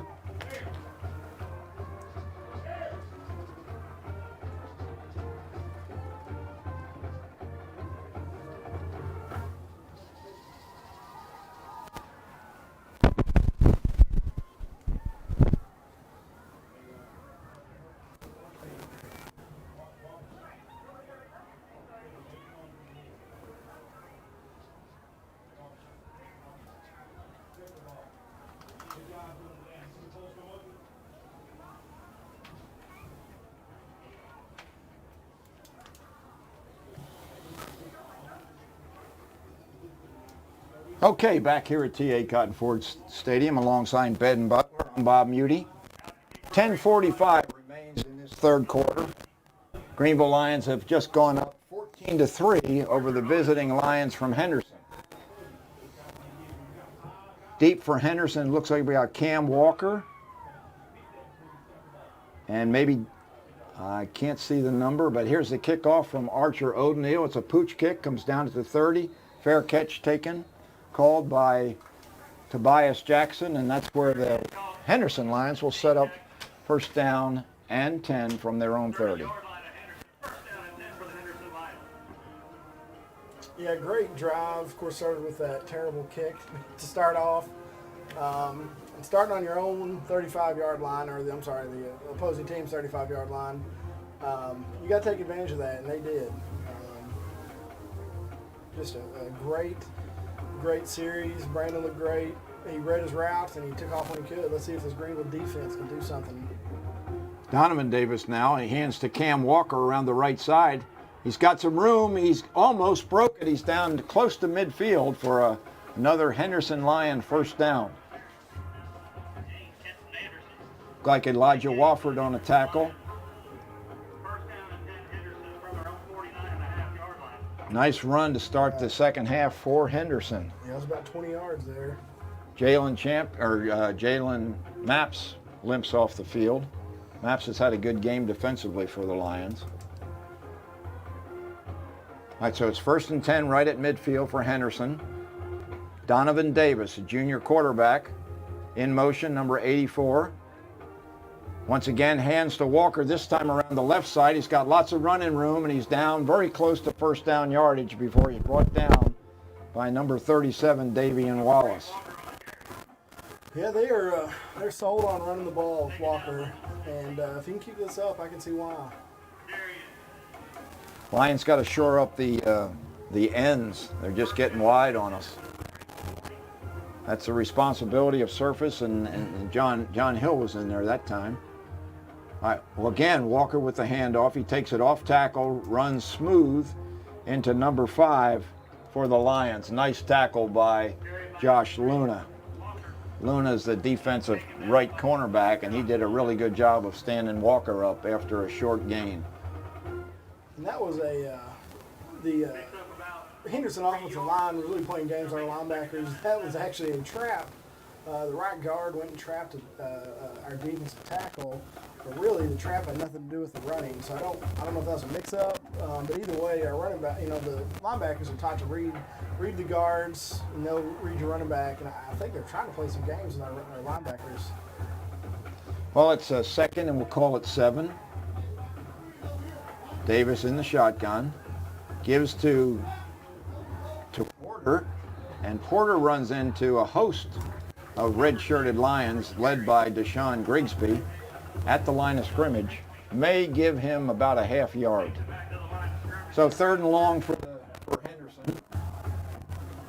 And let's see if they get away from the run and go to the pass game here, Ben. Yeah, no, that's their fear. They got sacked 5 times in the first half. Every time they drop back, quarterback really didn't have a chance to get comfortable because of this pass rush. J.R. Hill replaces Sincere Jones at the right end spot. I would expect something quick here. Something quick, maybe a screen game or a quick in-breaking route. Well, let's see if Greenville can defend that slip screen better than they did. Oh, ball slips out of Davis's hands again, and he is thrown down by number 44 for Greenville. That's David Ortega. Another sack for the Lion defensive line. That might be the first time I've ever seen in a high school game the quarterback made a full throwing motion and the ball just did not go with his hands. It fell right behind him, like you'd see in America's Funniest Home Videos. You wouldn't expect the ball to be slippery tonight, but that's the second time that's come out of Davis's hands. Yeah, it makes you wonder. Maybe his hand size maybe isn't there. Yeah, I think that's probably it, Ben. He looks a little undersized, so that could be the case. All right, so Trust Carson in punt formation for Henderson. He gets the kickoff. It's a low kick, but a good kick. Yeah, bounce about the 11-yard line and is downed at the 1. Downed at the 1-yard line. Great coverage by Henderson, and now they're saying it's a touchback. Wow. Yeah, That's a I break think for it's- Greenville. Yeah, it is. I'd really like to see Greenville's punt returner come up and catch that ball. I don't know why he's sitting on the 5-yard line anyways, because you're not going to field a punt at the 5. That was a good job by DeQuellen Potts from Henderson. And I really thought he had it down at the 1, but there was a Greenville receiver who kind of run into Yeah. him Wow. and knocked him into the end Punt zone. returner. Yeah. And I don't know whether the refs are discussing this or not. But right now the ball is at the 20-yard line. Yeah, Caleb Johnson was the D-man there to return that. Turn into basically defensive back to try to, if you don't call fair catch, you can push the punting team around a little bit. Yeah. That's what he tried to do to get You him sure? off that ball, and I think he did just enough to get a touchback. And I think Coach Castle and his staff are questioning the spot. I really think that the Henderson upback, I'm pretty sure his foot was on the line down there. It was a little close, a little close to for my mind. And there's a ref right there on the goal line. There's a lineman right there on the goal line. Yeah, you're right. But the referees seem to be discussing something, and Henderson players are pretty excited and pointing back toward the Greenville goal. So we'll see where the spot actually ends up being. You think Duke is going to have some nice words here? He's probably not happy. Well, if you consider being on the 20 or being on the 1, which would you prefer, Ben? I've never seen. I don't know why the guy that called it down to the 1 to begin with didn't just voice his opinion right then, and we'd avoid all this silliness. But Well, regardless, very difficult field position for Brandon Stevens when you're standing 5 yards deep in your I'm own telling you. first down. And, we haven't really ran the ball that well, just inside the tackles, and that's something you're going to have to do right here on your own goal line. This is where your snapper is critical, and the offensive line's got to hold him out. Stevens takes the snap. It looks like he's got the corner. He keeps it inbounds so he can try to get some extra yards. Does a good job to get it out to about the 8.5-yard line. So a good start by Brandon Stevens on a keeper. 8 yards? Yeah. Yeah, when you've got a guy like Brandon back there, there's no need to hand that ball off in your own end zone. Just let him be an athlete and take it to the field. That is an excellent point for ball security, Ben. The best thing to do is to just run some kind of a keeper. So now we've got 2nd and 2. Much better field position out about the 9-yard line for Stevens. This time he hands to Pitts, and Pitts loses his footing. I don't know whether he tripped over Stevens or what, but he went down for a yard loss. Yeah, I think he just got a little quick trying to hit the hole. He got a little more patience than that. And it looked like there might have been some blocking It that looked like there time. was something there. I think he may have got just excited that there was an opening there in the middle of the field. Okay, Lions really need to convert here deep in their own territory. 3rd and 4. 6:41 remaining in the 3rd quarter. Lions lead 14-3. Stevens in the shotgun. Denson in motion. He gets the jet sweep, and he's up close to first down yardage. Let's see if he got it all the way. It's going to be very, very close. Very This might be a measurement. Miles did a great job there, just sticking his foot in the ground and going just vertical. He's a guy that really wants to use the speed on the outside, but every once in a while you got to run between the tackles, and he did a great job that time. And I think he got enough for a first down. But Okay, we've got a timeout on the field. We'll be back in 30 seconds.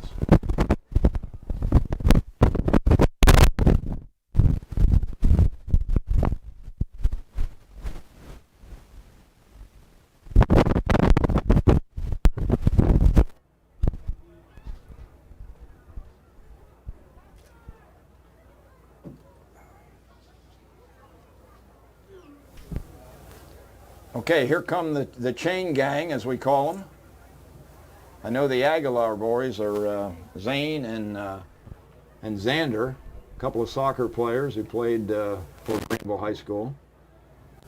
And the measurement results in a Greenville Lion first down, Ben. Woo! that's big. Oh, that is huge. That is big. So nice running by Miles Denson to pick up that first down. Yeah, there wasn't a whole lot there. I had my doubts if he was going to get it, but I'll be danged if he didn't just get upfield in a hurry. Again, and that's what I want to see from Miles this year. Last year, when you get outside and he get out, get past the corner, it was all well and good. But every once in a while, he wouldn't do that. Actually, more often than not. So it was nice to see him stick his foot in the ground and go upfield. all right, first down from the 11-yard line for the Greenville Lions. H-back with surface. Once again, a keeper by Stevens. He's bottled up and thrown for a loss of about 3 yards. Nice defensive play by the outside defensive end on that side, and that was, again, Dallas Anderson making a nice play for Henderson. Yeah, and the defensive backs are really coming downhill to stop Brandon. So you got to wonder, they love running the fake rollout with the pass. It looks like he's going to keep it, and I'm wondering if that's what they're setting him up for here. Well, they're definitely keying on the quarterback. This time he rolls, standing on his own goal line, and he throws an interception. Oh, bad mistake there. And the interception's made by Charles Simpson at the 12-yard line of Greenville, so Henderson sets up great field position with 5:46 to go. Just an... he had the tight end coming across the field. I couldn't tell if he was trying to hit surface or he was trying to come down here to Brown, but either way, it was a bad throw. Yeah, it was ill-advised by Brandon Stevens that deep in your own territory. You got to throw something like that away if you're not sure you can make the completion. Yeah, he didn't even have his feet set, so you just got to have a little bit better footwork, get a little bit more on that ball. So a challenge for the Lion defense. First down for Henderson to 12 of Greenville. Hand off to Porter, I believe, and Porter is upfield close to the 3-yard line. And that might be Dallas Alexander in there. Yes, it's big. The big defensive end getting a little time at running back, and nice hole, and he's up for 8 yards. Second down, and Alexander again, and he pushes the crowd, or pushes the pile, and they're still pushing. No whistle yet. Now a whistle, and it looks like he's inside first down yardage, down about the 1-yard line. Let me see if we've got Anderson's size here. I have him at 6'2" and 200 pounds. So you put a guy like that. He looks bigger than that, too. Yeah, yeah, he does. I don't know if he's got one of those rib protectors on, but he's a thick guy. Well, he's had a good game on defense, and he's come up big here on 2 running plays for Henderson first down inside the 2-yard line. 5:08 to play and a timeout on the field. Somebody for Greenville is down. We'll try to get his number here. Looks like he's getting up. It's number 37. Yep. And that would be Damian Wallace. Wallace also doubles as a running back, but he's the starting linebacker, and Coach Duke spoke very highly of his linebacking skills. It looks like he's moving pretty good, so hopefully that's a good sign. Yeah, it looked like a lower leg injury, maybe a foot injury, but the Lions will be without him on this critical first down inside their own 5-yard line. Defensive line really got to step up now. Can't imagine Davis is going to throw the ball in this situation. No, there's no need to get cute. The way they've been running the ball here the last few times. And there is Walker. Cam Walker walks into the end zone untouched around the left side. Easy touchdown for the Lions from Henderson. And, when you give them that kind of field position, you're probably going to give up 7 points. Yeah, it not a good thing all the way around. The bad throw by Stevens. Really, the defense didn't stop him one time. You'd like to see a little bit better effort, knowing they're going to run the ball, but we'll see. We'll see what happens. Is that the first turnover in the game? I think it is. That interception by Stevens. Yeah, there was one turnover on downs, I believe, but that's the first actual turnover, Okay. and I may be lying about the So turnover. it's been a pretty clean game as far as fumbles and interceptions. Yeah, and they hadn't really thrown the ball too much. There's been a couple fumbles, but the offensive team has always recovered. Looks like Henderson's going for 2. And there's a whistle in the backfield as Davis handed off to Walker. Looks like a delay. 5-yard penalty against Henderson. We'll see if we can get the call. It is a delay of game. That's pretty unusual coming out of a timeout. So that'll make the two-point conversion probably irrelevant, or maybe not. Let's see if Coach Castles decide to go for It was or interesting just with kick it. them going for two, make it a 3-point game. But I think he's made it very clear, the head coach from Henderson, that 3 points doesn't matter to him without kicking that field goal Yeah. in the first half. So interesting play call here. All right, so they'll go for two from about the 8-yard line. Davis rolls right, has a man, and it's number 14, Devin Phillips, and he catches it and gets the conversion. So 14-11. Good execution by the Henderson Lions, and they convert the 2-point conversion to make it a 3-point margin. Greenville leads 14-11 with 4:57 remaining in the third quarter. They'll be receiving from the north end of the field, this kickoff from Henderson. And they really need to generate that offense again. Yeah, they really do. They, they're looking good there. They got that first down quick on that drive, and then they went backwards. Yeah, they had that. They got Stevens on the sweep around the left side, stopped him, and then Pitts fell down on what looked like it might have been an opportunity to get a first down, and then Stevens tried to force it from his own goal line, and it was intercepted, and consequently an easy, not 7 points, but in this case 8 points for Henderson. So a 3-point margin, and certainly makes the game more interesting from the standpoint of a possible tie. Truss Carson will do the kickoff chores for Henderson. Deep for the Lions, and not expecting to get anything are Caleb Johnson and Miles Denson. I don't know why they don't move those guys up, because neither team has a guy who can kick the ball deep. So I don't think the pooch kicks are necessarily by design. They're just that's the range of the kickers. Yeah, you see that all the time nowadays. You don't want to give their best offensive. Here's the pooch kick. Sean Brown at the 32-yard line takes it up, breaks the tackle, still going. Now he fumbles the ball. Looks like Greenville jumped on it though. Oh my goodness. Talking about turnovers, and we almost had our second one in succession, but somebody got on it. Might have been Elijah Wofford, number 2, who got on that.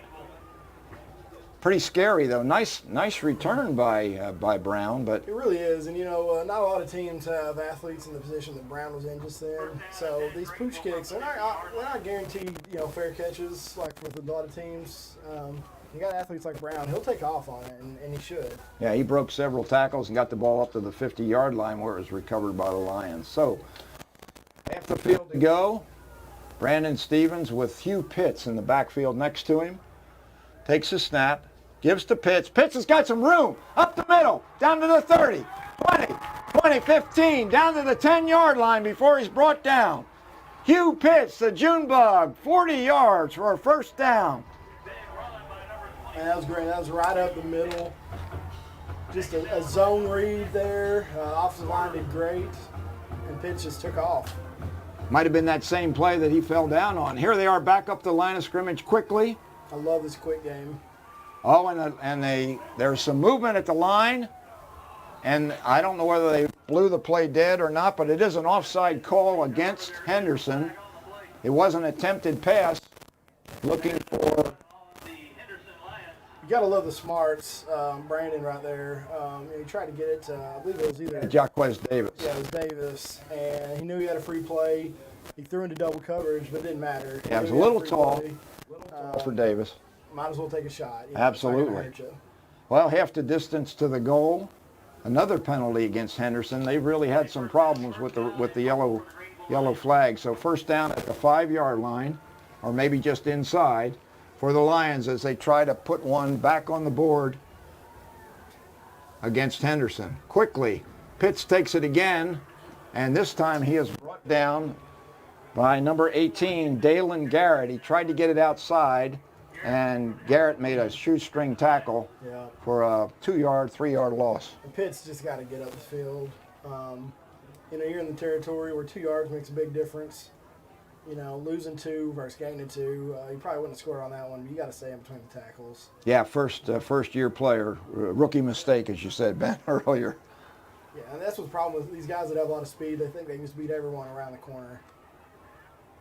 Again, Pitts gets it. This time he stays within the tackles, gets inside the 5-yard line, gets a pretty good push from Jimenez, and gets it, looks like, down close to the 3. Yeah, and that's exactly what he should have done the first time. Just keep pushing. You got to think you're in 4-down territory here. Yeah, the Lions really need 7. I don't think 3 is the best option here. So it's 3rd and goal from the 3-yard line for the Greenville Lions with 3:10 remaining in the 3rd quarter. This time Davian Wallace is in the backfield as the running back. He fakes. Oh, and we get a little run. Now it's Wallace trying to get the corner, and he's knocked out of bounds at about the 2-yard line. Denson and Wallace ran into one another in the backfield. I don't know whether Denson was late with his motion, but that play was definitely a mix-up in the backfield. Yeah, you got to wonder if that was an option to give it to Denson or to hand it off. But either way, that's those early season just miscues. Denson, Ben, was pounding his helmet like it was his fault. So unfortunately for the Lions, they're going to set up for a very short field goal. Archer Oldneal will be the kicker out of the hold of Garrett Phillips. Phillips is kneeling at the 8-yard line, and there's a stoppage of play. Not sure why. You know, with Archer, his older brother played on the soccer team here for 4 years. Yeah. So kicking is in their blood for sure. Yeah. Yeah, his brother was a goalie in his a goalkeeper in his early career. They called him Odie, so I don't even remember what his real name was. But I remember he had long hair. He did have long hair. Yeah. And Archer was just the opposite. Archer was always had a brush cut, and he was probably 5 years behind Odie. Anyway, it looks like a timeout. And they haven't charged it to either team, so maybe it's an injury. I don't know what the deal here. If it was Greenville timeout, you'd think that they're maybe calling up a play to go for it. Yeah, no reason for Greenville to call a timeout. They're clearly looking to try to put 3 on the board and increase the lead to 6 points. 14-11 right now. 2:19 remaining in the 3rd quarter here at Greenville T.A. Ford Cotton Ford Stadium. And now the teams are coming back onto the field, and we'll see if indeed the Lions try an 18-yard field goal off the foot of Archer Oldneal. And apparently not. Brandon and the offense are coming back on the field. Apparently Love not. to see it. Interesting. You know, with these early season games like this, especially one that they've only had the schedule, I think, for 3 days, essentially, you got to see them go for it, see what your offense can do. Well, it's Wallace in the backfield this time with Stevens again. We'll see if he gets the call. Denson's in motion. Stevens keeps, There it is. and he's into the end zone. He fakes the jet sweep to Denson and takes it straight up the field for a Greenville touchdown. Brandon Stevens, 3-yard run to put the Lions up 20-11. Now Archer Oldneal will come in, this time trying for 1. Absolutely, just a great play call. You know, they motion Denson across the field, and that widens the right side of your field because those defensive end, your linebacker, are going to cheat over there to wherever he's getting motion to. That opens up the middle of the field. Oldneal's kick is very low, but it's over the crossbar. Not real pretty, but effective. Lions go up 21-11.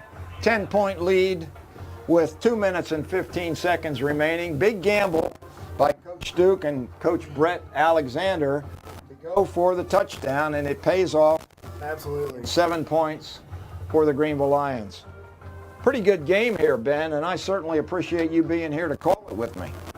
Yeah, it's great. You know, like you said, it was a early season, first game of the year for Greenville. Expect some of these hiccups, but man, they've really looked pretty good. They look crisp, you know, with only 1 turnover. Maybe they haven't run the ball quite as well as they wanted. Of course, now here in the second half, that looks to be opening up. Yeah. So it'll be interesting to see if they can keep this running prowess going. Well, the course- coaching staff is going to hope that they keep it going. And just in talking a little bit about this, we mentioned Brett Alexander as the offensive coordinator. Danny Cobbin, an alumnus of A&M Commerce, who was a pretty good cornerback up there from what I understand. He is the defensive coordinator, and he shares that responsibility with Alex Contreras. As Archer O'Neal lines up now at the 40-yard line, does the pooch kick. It's very short, hits the ground at the 40 and is grabbed by DeCorian Walton, and he sits down quickly right there at the 40. So good field position once again for Henderson off the pooch kick. Yeah, that was pooch a little short. Yeah, it's a short pooch kick. Of course, it bounced. You know, whenever Yeah, a it did. football bounces, there's an opportunity there for Yeah. something to happen.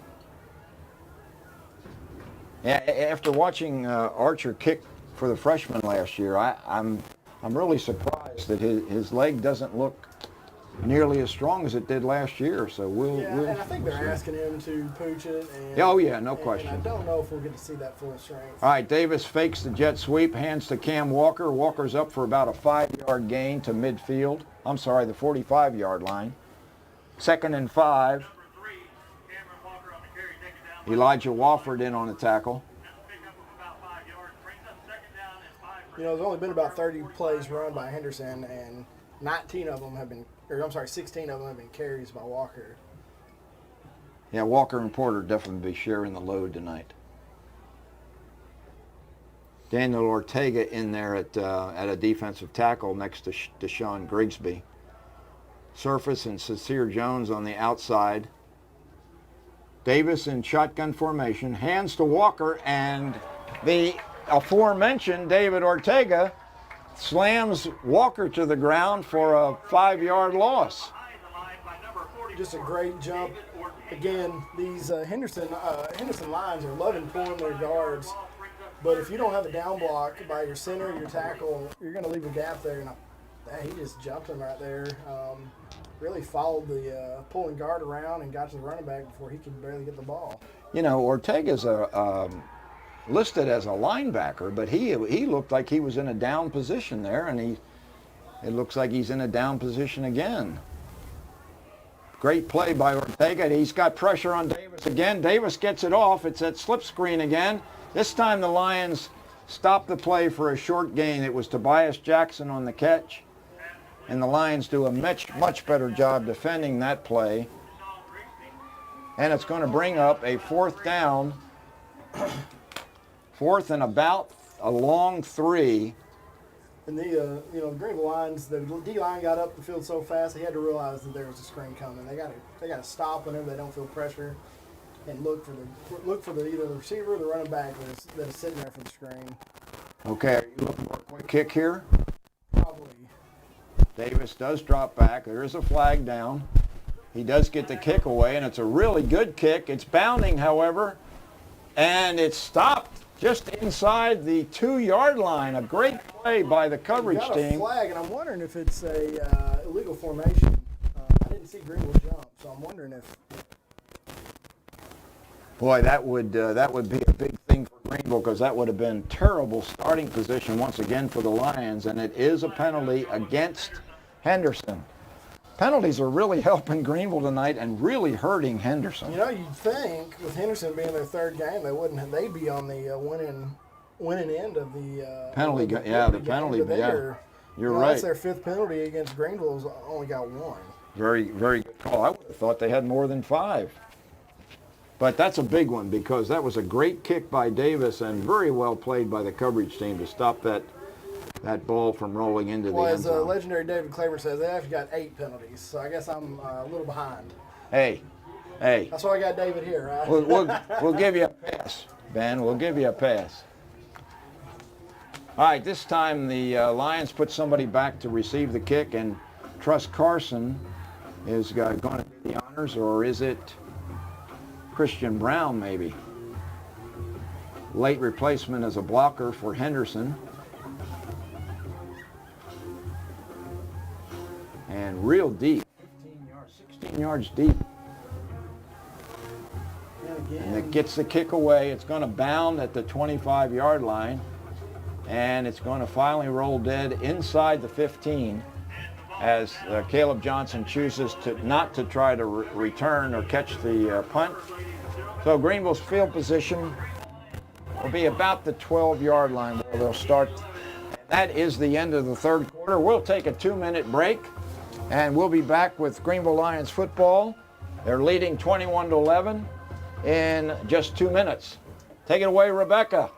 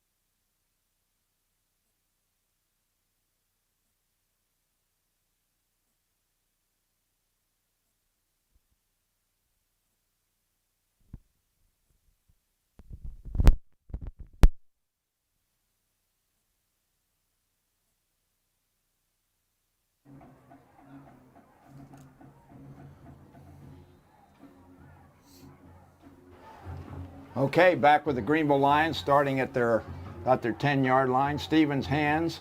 Oh, and we got some open field. It looks like Miles Denson down to the 40, beyond the 40-yard line. Miles Denson for the Greenville Lions on a little misdirection there, Ben.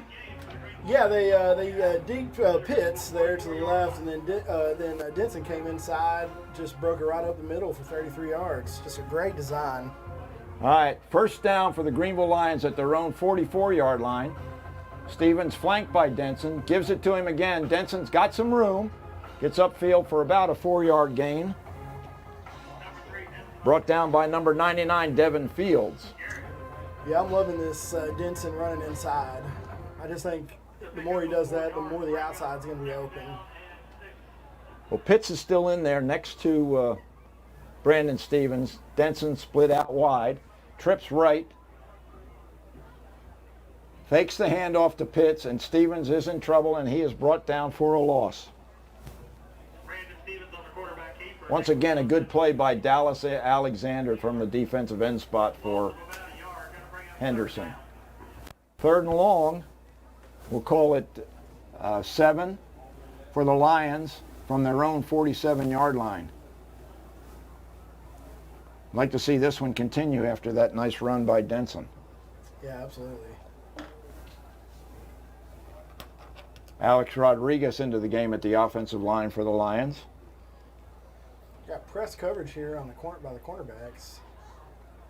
You gotta wonder if that's the best. Stevens is looking right. He gets the ball off. It's short of the first down. Caleb Johnson makes the catch, brought down immediately, short of the first down. So this will be an interesting call. He's up within a yard and a half of the first down sticks. Nice play defensively by Truss Karsten to prevent the first down, and it looks like Coach Duke has chosen to punt the ball away. Kick coverage team on the field. Got some of the youngsters out there. Jackson Cathy. Luna in punt formation, standing his own 41. And another penalty, and if that's offsides against Henderson, that will be an automatic first down. Oh my goodness, Ben. See, I'm afraid that you're going to call it on Greenville, but I may be wrong. Well, we'll see if it's a procedure. Nope. Oh, wow. You're right. Wow. Coach Castles has got to be pulling his hair out on that one. That is a huge mistake. And like you said, I mean, these guys have had 2 ball games before tonight, and you would think that the execution would be better. Yeah, and I don't know if there's hard counts that are drawing offsides, but, I mean, it's not your first time you've heard a hard count, so especially on 4th and 3, you got to think that the other team would try something to get the first down. Well, that's a huge mistake by Henderson, and now the Lions have a first down inside Henderson territory. Pitts takes the handoff and he's brought down at the line of scrimmage. Not much going on for Pitts tonight. No, he's got that one run at about 40 yards, and other than that, it's been Slim pickings. Slim pickings. Lions are kind of stalling on first down here, and that's really hurting their drives. Pitts comes off the field hobbled just a little bit. And let's see if that's Otagus Johnson in there or whether or not they've come back with Wallace. There's number 21. Looks like Johnson. So Otagus Johnson gets his first action of the season behind Stevens. Comes out to the left. Stevens finds him. Nice reception, and Johnson's down inside the 40-yard line for a pickup of about 3.5 yards. So very quickly, OJ gets some action and makes a nice reception. That ball was a little bit low. Still 3rd and long, though. 3rd and 7 at the 40-yard line of Henderson. Big play here. Yeah, you got to wonder the confidence to do a drop back pass with any yards the way that Henderson's been getting after Brandon on any dropbacks. But you're going to have to do something here to pick up this first down. Yeah, I like a sprint rollout. And there's a run up the middle by Stevens. He's loose. Down at 20, 15, 10. Inside the 10-yard line, there's a penalty. That might be a face mask. I don't know. There was nobody else around except the defenders trying to tackle Brandon Stevens. Great run up the middle. The same play they scored on, I believe, Ben. And Stevens picks up a huge chunk of yardage.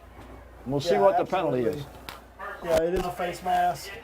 Flash is going to help the things, but again, yeah, they're spreading that Henderson defense out with the motion, and then the obviously the fake handoff to Miles there, and it just opens up the middle of the field. Well, normally a 15-yard personal foul penalty for a face mask. Down here, it'll be half the distance, but again, a big mistake or another mistake by Henderson, which gives the Lions a first down at the 4-yard line of the Henderson Lions. Brandon Stevens, after a great run in the shotgun formation.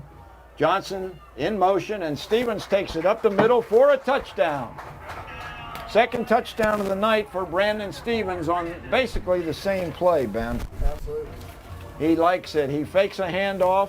It's actually 3rd touchdown for Brandon tonight.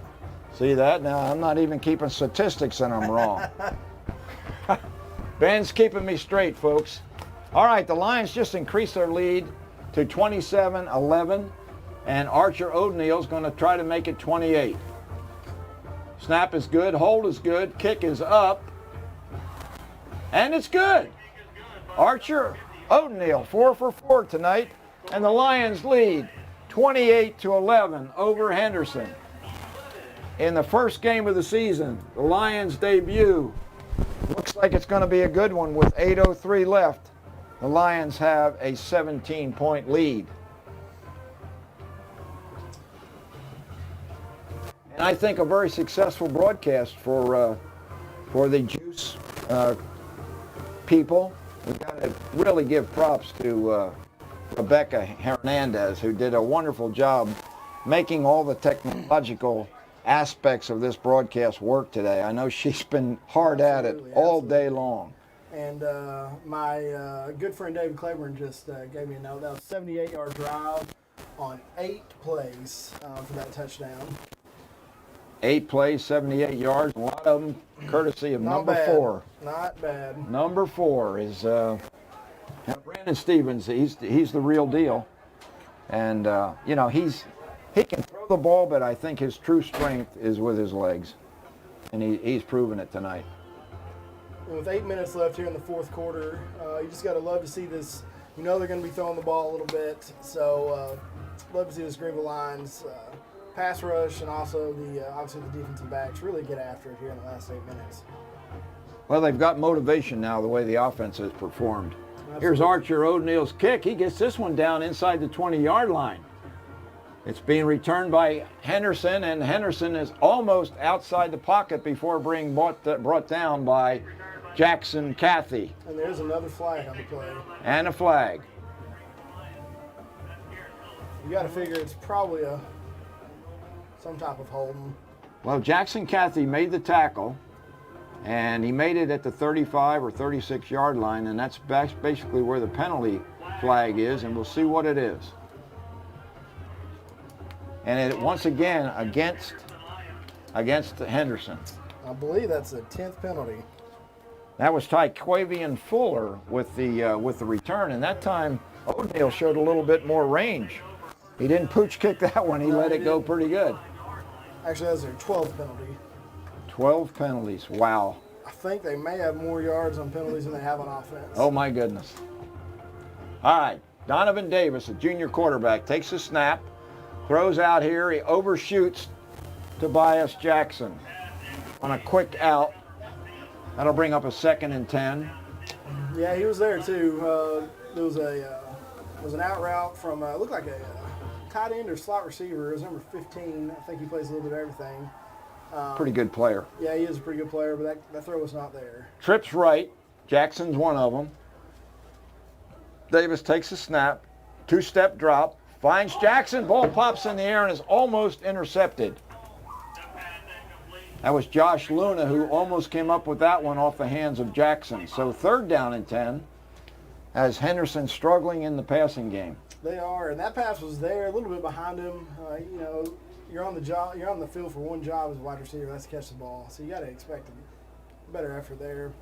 You got to wonder, the pass rush didn't even come. It makes it seem like he thought it was a screen.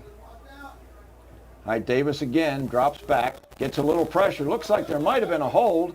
Davis rolling right. He's got the corner. He steps out of bounds at about the 37-yard line, but clearly, Ben, I saw a holding penalty. Yeah, Again, somebody was hanging on to Michael Surface, I think. Surface got tackled. You know, yeah, that was a gap in there between the guard and the tackle, and he had a free rein, just a free run at him, and the tackle just grabbed him and threw him down. Yeah, and I'm looking at Dallas Alexander. I don't know whether he's in there as a blocking back or what, but he was hanging his head like maybe he was responsible for that holding call. But that was pretty obvious. Even I could see that one. So half the distance walk-off against Henderson brings the ball back to the 15-yard line. 3rd down is being repeated. Davis now has about 20 yards to pick up. He hands off to Dallas Alexander, and Alexander's up over the 20, close to the 30-yard line. Nice game, but that'll be short of a 1st down by about 4.5 or 5 yards. Yeah, I know Luna's just making sure he doesn't lose angle on him, but he's got to get up there and make that tackle about 6 or 7 yards closer to line of scrimmage. I know he might have been playing a little more safe just because it was 1st and 20 or 3rd and 20, but a little bit more aggressiveness coming out of him from the safety position. Yeah. Ostensibly, this is a punt. This is a punt situation.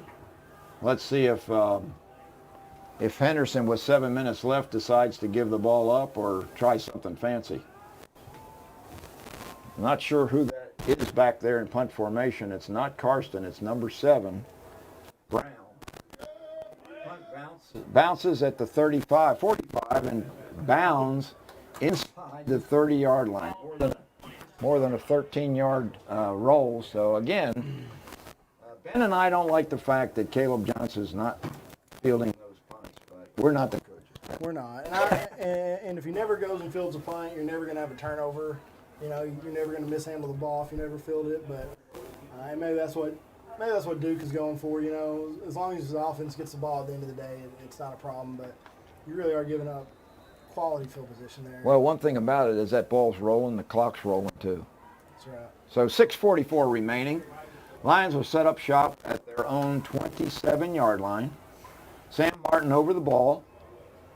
Stevens is flanked by Denson and Odegus Johnson. Hands to Denson on going wide right.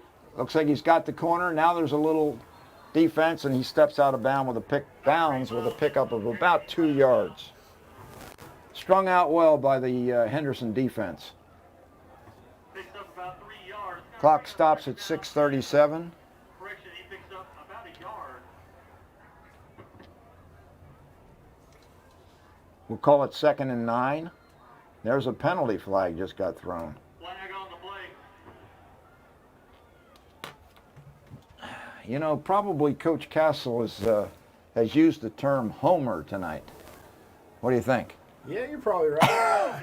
It's a personal foul. Somebody on the Henderson sideline or in the defensive line just uttered some kind of obscenity, probably, and that's a personal foul. Was it personal foul Or what do you call it? What is this one? Unsportsmanlike conduct. Thank you, Ben.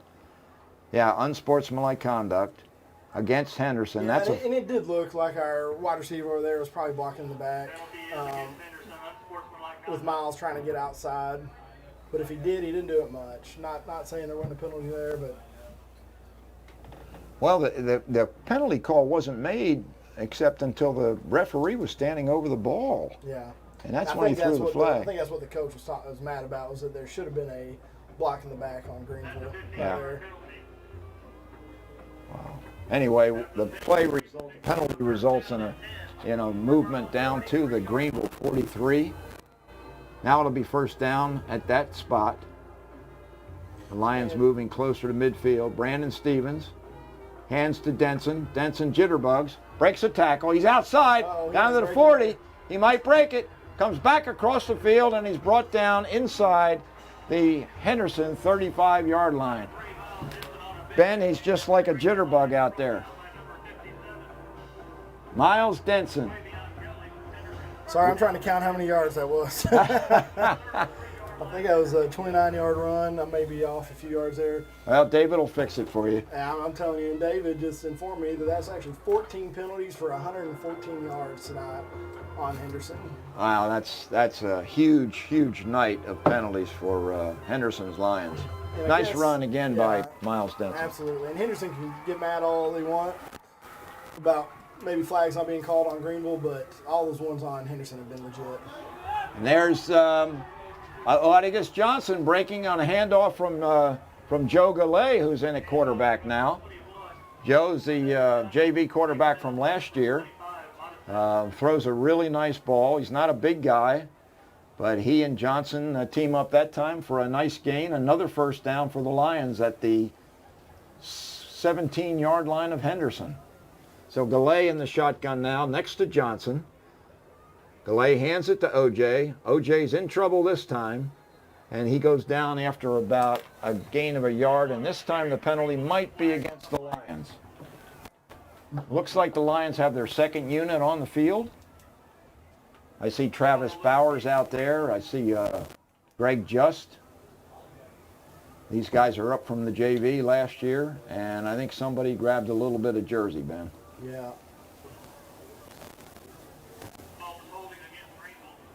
All right, so that sets the Lions back 10 yards. It'll remain first down. Absolutely, and it's great that the second group is getting a few snaps here early in the season.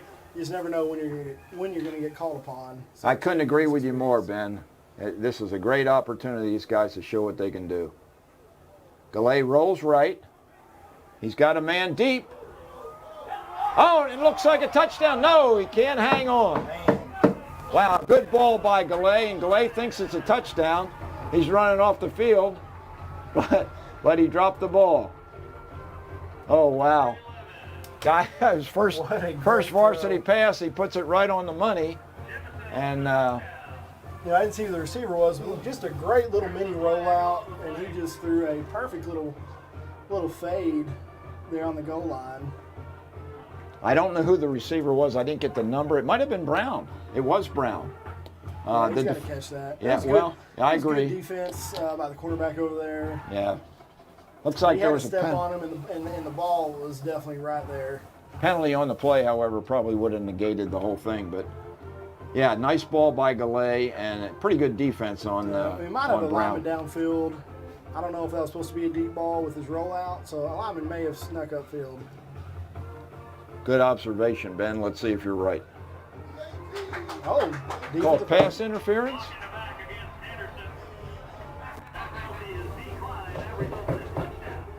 Oh, what the? Wait a So minute. they did call it a touchdown. What?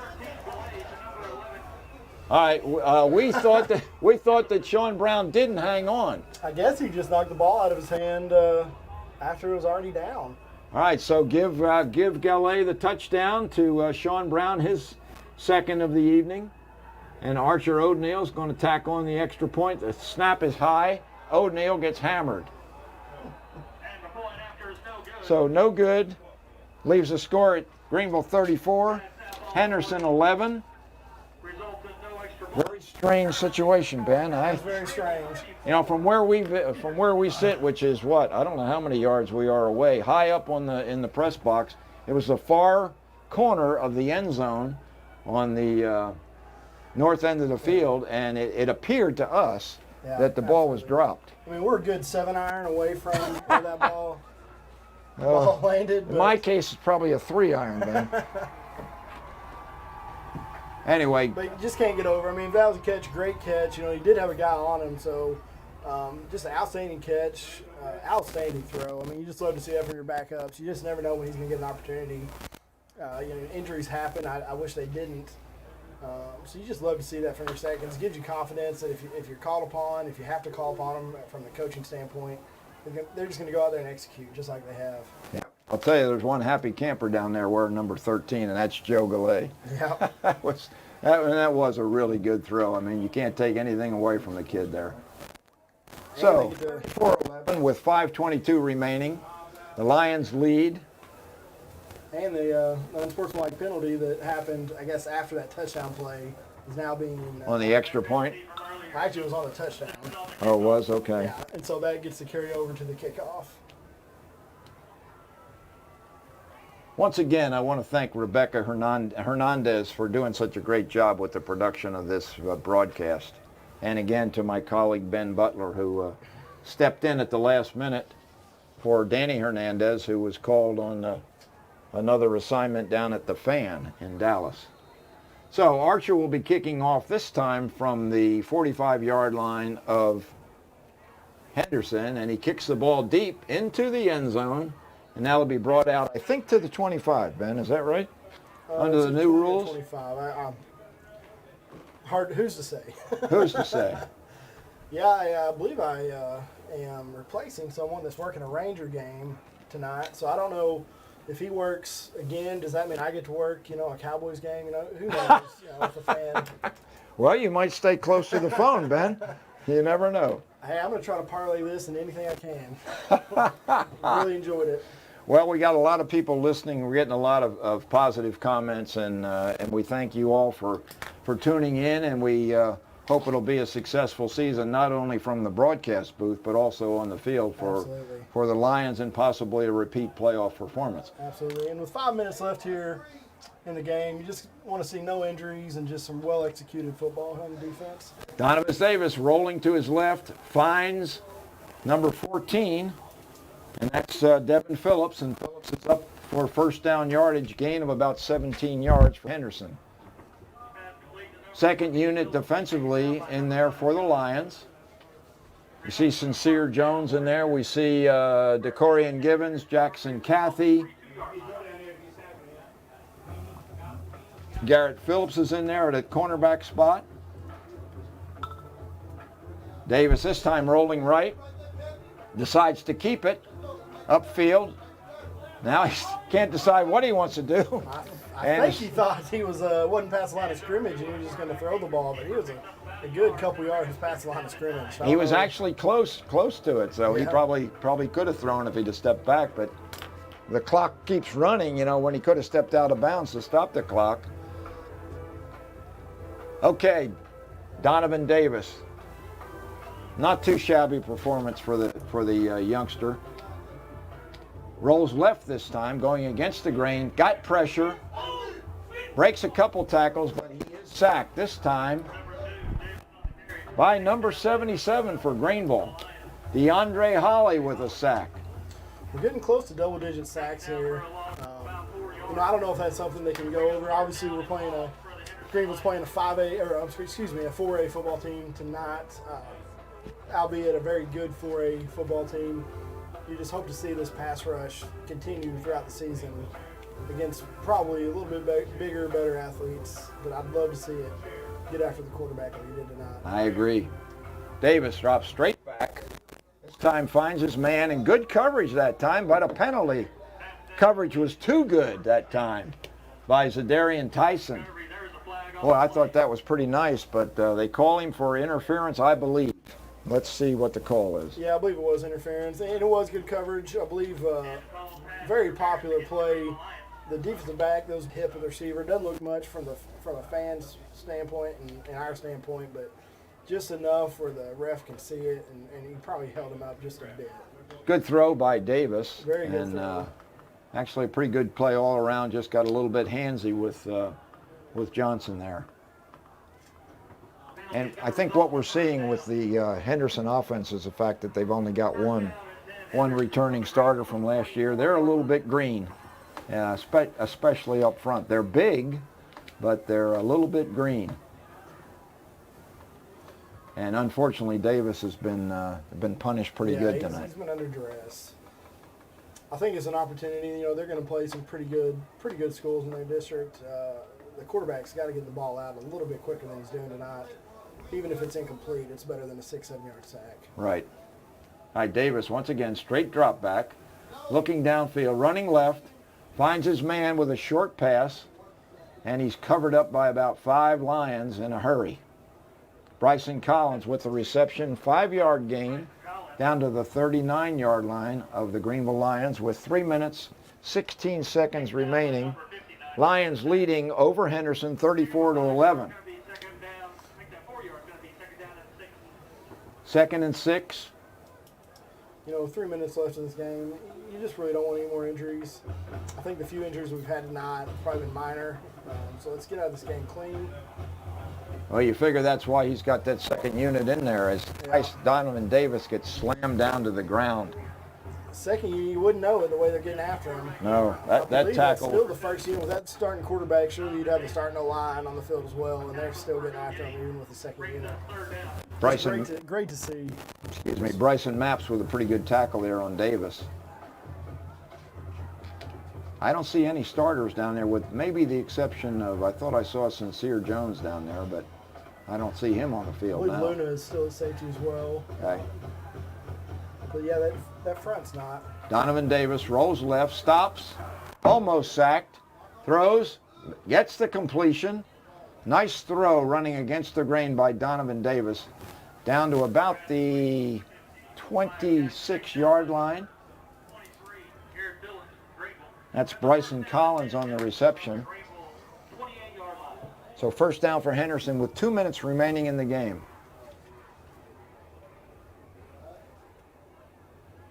Taquavian Fuller in the backfield with Davis. Davis throws out to the left flat and a pickup of about 5 yards down inside the 25-yard line of Greenville. Number 64, Jevin Sharber gets a chance to get into the game, replacing DeCorian Givens at the defensive end spot. Yeah, like I said, this D-line for the Greenville Lions have not slowed down, and you just love to see it. Love that physical and the speed that they're just playing with. Donovan Davis back, almost sacked, breaks out of a tackle, breaks out of another tackle, still looking downfield, finds Collins. Is it a reception? It was a It reception. is. I wasn't sure of the call, but it's a reception down at the 8-yard line. Nice throw on the run, under duress by Donovan Davis to Bryson Collins, who is the leading receiver, got to be, for Henderson tonight. Yeah, our left defensive end, I didn't catch a number on that, but he broke free. You just got to make that tackle in the backfield. He had a perfect opportunity. You know, he wanted to. He wanted to get on that sack chart. All right, first down for Henderson at the 8-yard line. Donovan Davis gives to Dallas Alexander up the middle, and the big running back / defensive end goes forward for about 5 yards inside the 5-yard line. Game 34-11. Greenville leads Henderson's Lions.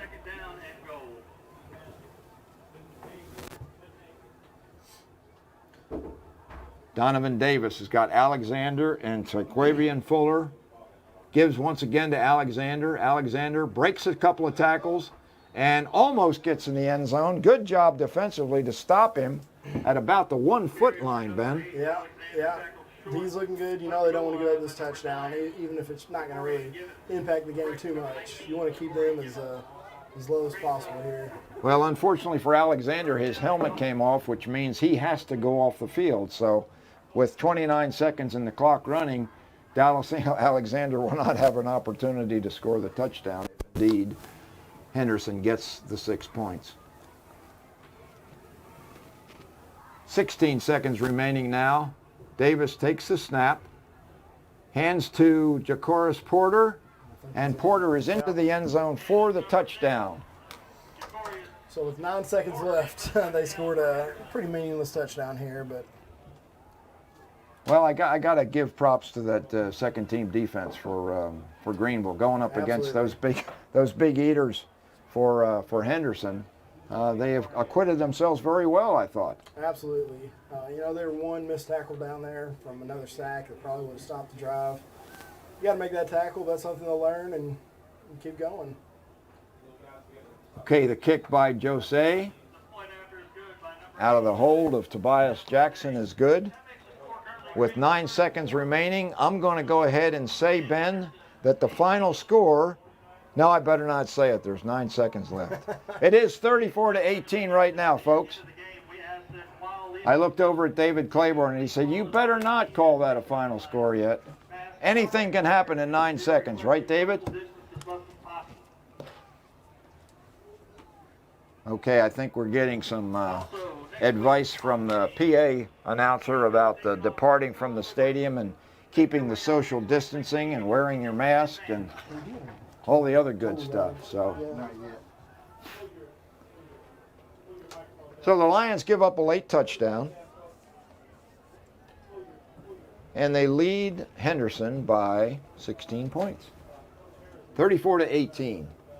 So it's been a great debut for the Greenville Lions in this actually a makeup game. It was originally scheduled to be played down in Nacogdoches. And boy, Ben, was I glad we didn't have to make a 3-hour ride one way to Nacogdoches. Yeah, that was tough, and I believe that wasn't their original plan. I think Nacogdoches was a late schedule, late in the summer. I don't know. But in any event, they came up with a case of the COVID down there. Don't know whether it was a player or a staff member or exactly what it was, but in any event, a last-minute cancellation. Coach Duke was able to fill the schedule with a nice Henderson team, playoffs from last season. They went out in the first round, but unfortunately they were a little bit young tonight, only returning 4 starters, and I think that showed on the field as the Lions, with their experience and speed, was just too much. Okay, there's the onside kick, covered by Elijah Wofford nicely, and the Lions will take over with 8 seconds remaining. And coaches next door from in the Greenville booth are pretty happy. Yeah, I think they want the starting offense to take the snap in the victory formation, and for Brandon Stevens to take the kneel. Yeah, that is the starting unit. So Coach Duke just wants to make sure we don't make any mistakes with this final play of the game, and I'm sure it'll be kneel down. I almost wonder why he's not up under center, and there he goes. This is the first time all night he's been under center. Takes a snap, drops back, and kneels down, and that is the ball game. The final score here at TA Cotton Forest Stadium: Greenville 34, Henderson 18. What a great start for this Greenville Lion Club under the leadership of Darren Duke. And what a great broadcast, thanks to Rebecca Hernandez and Ben Butler. And we've even got to give props to our substitute statistician from the Herald Banner, David Claiborne. Ben, what do you got to say about that game? Man, it was great. The first half was a little iffy. I don't have the second half stats, right in front of me, or I do, but they're not accurate. But a lot more fluid. Brandon looked great in the open field. They were able to get Denson up the field. It just, they wanted to run the ball, and they did here in the second half. And if they can do that all season, I think we'll be pretty happy come, I would say, come November, but now it's come December probably. Yeah. We're gonna be feeling pretty good going into the playoffs. And normally we look at midfield and you see the teams going by and shaking hands. Now it it was waves from 10 feet apart.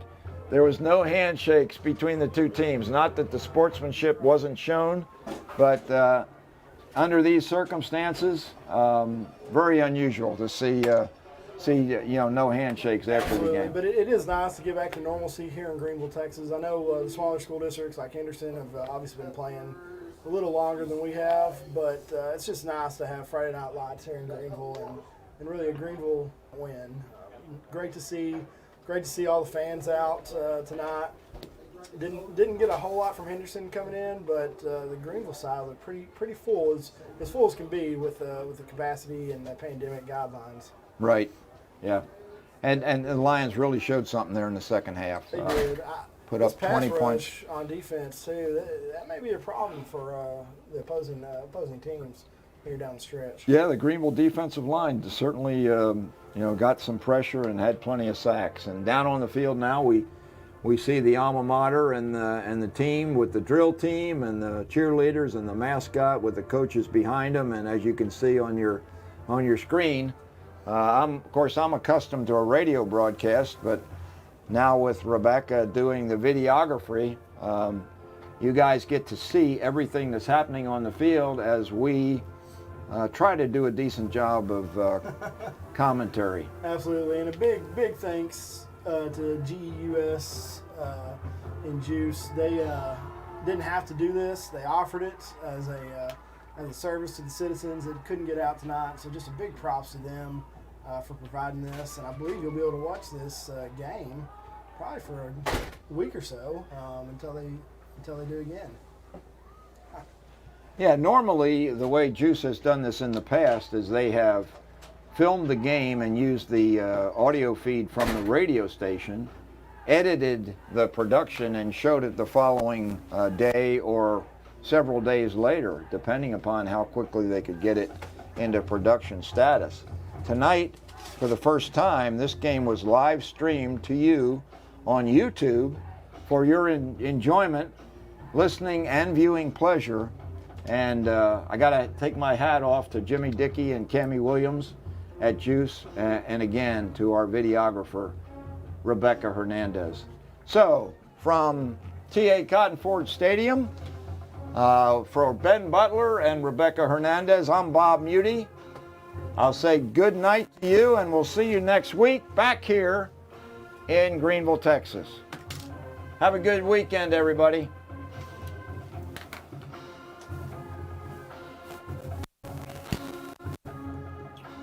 Y'all did a good job.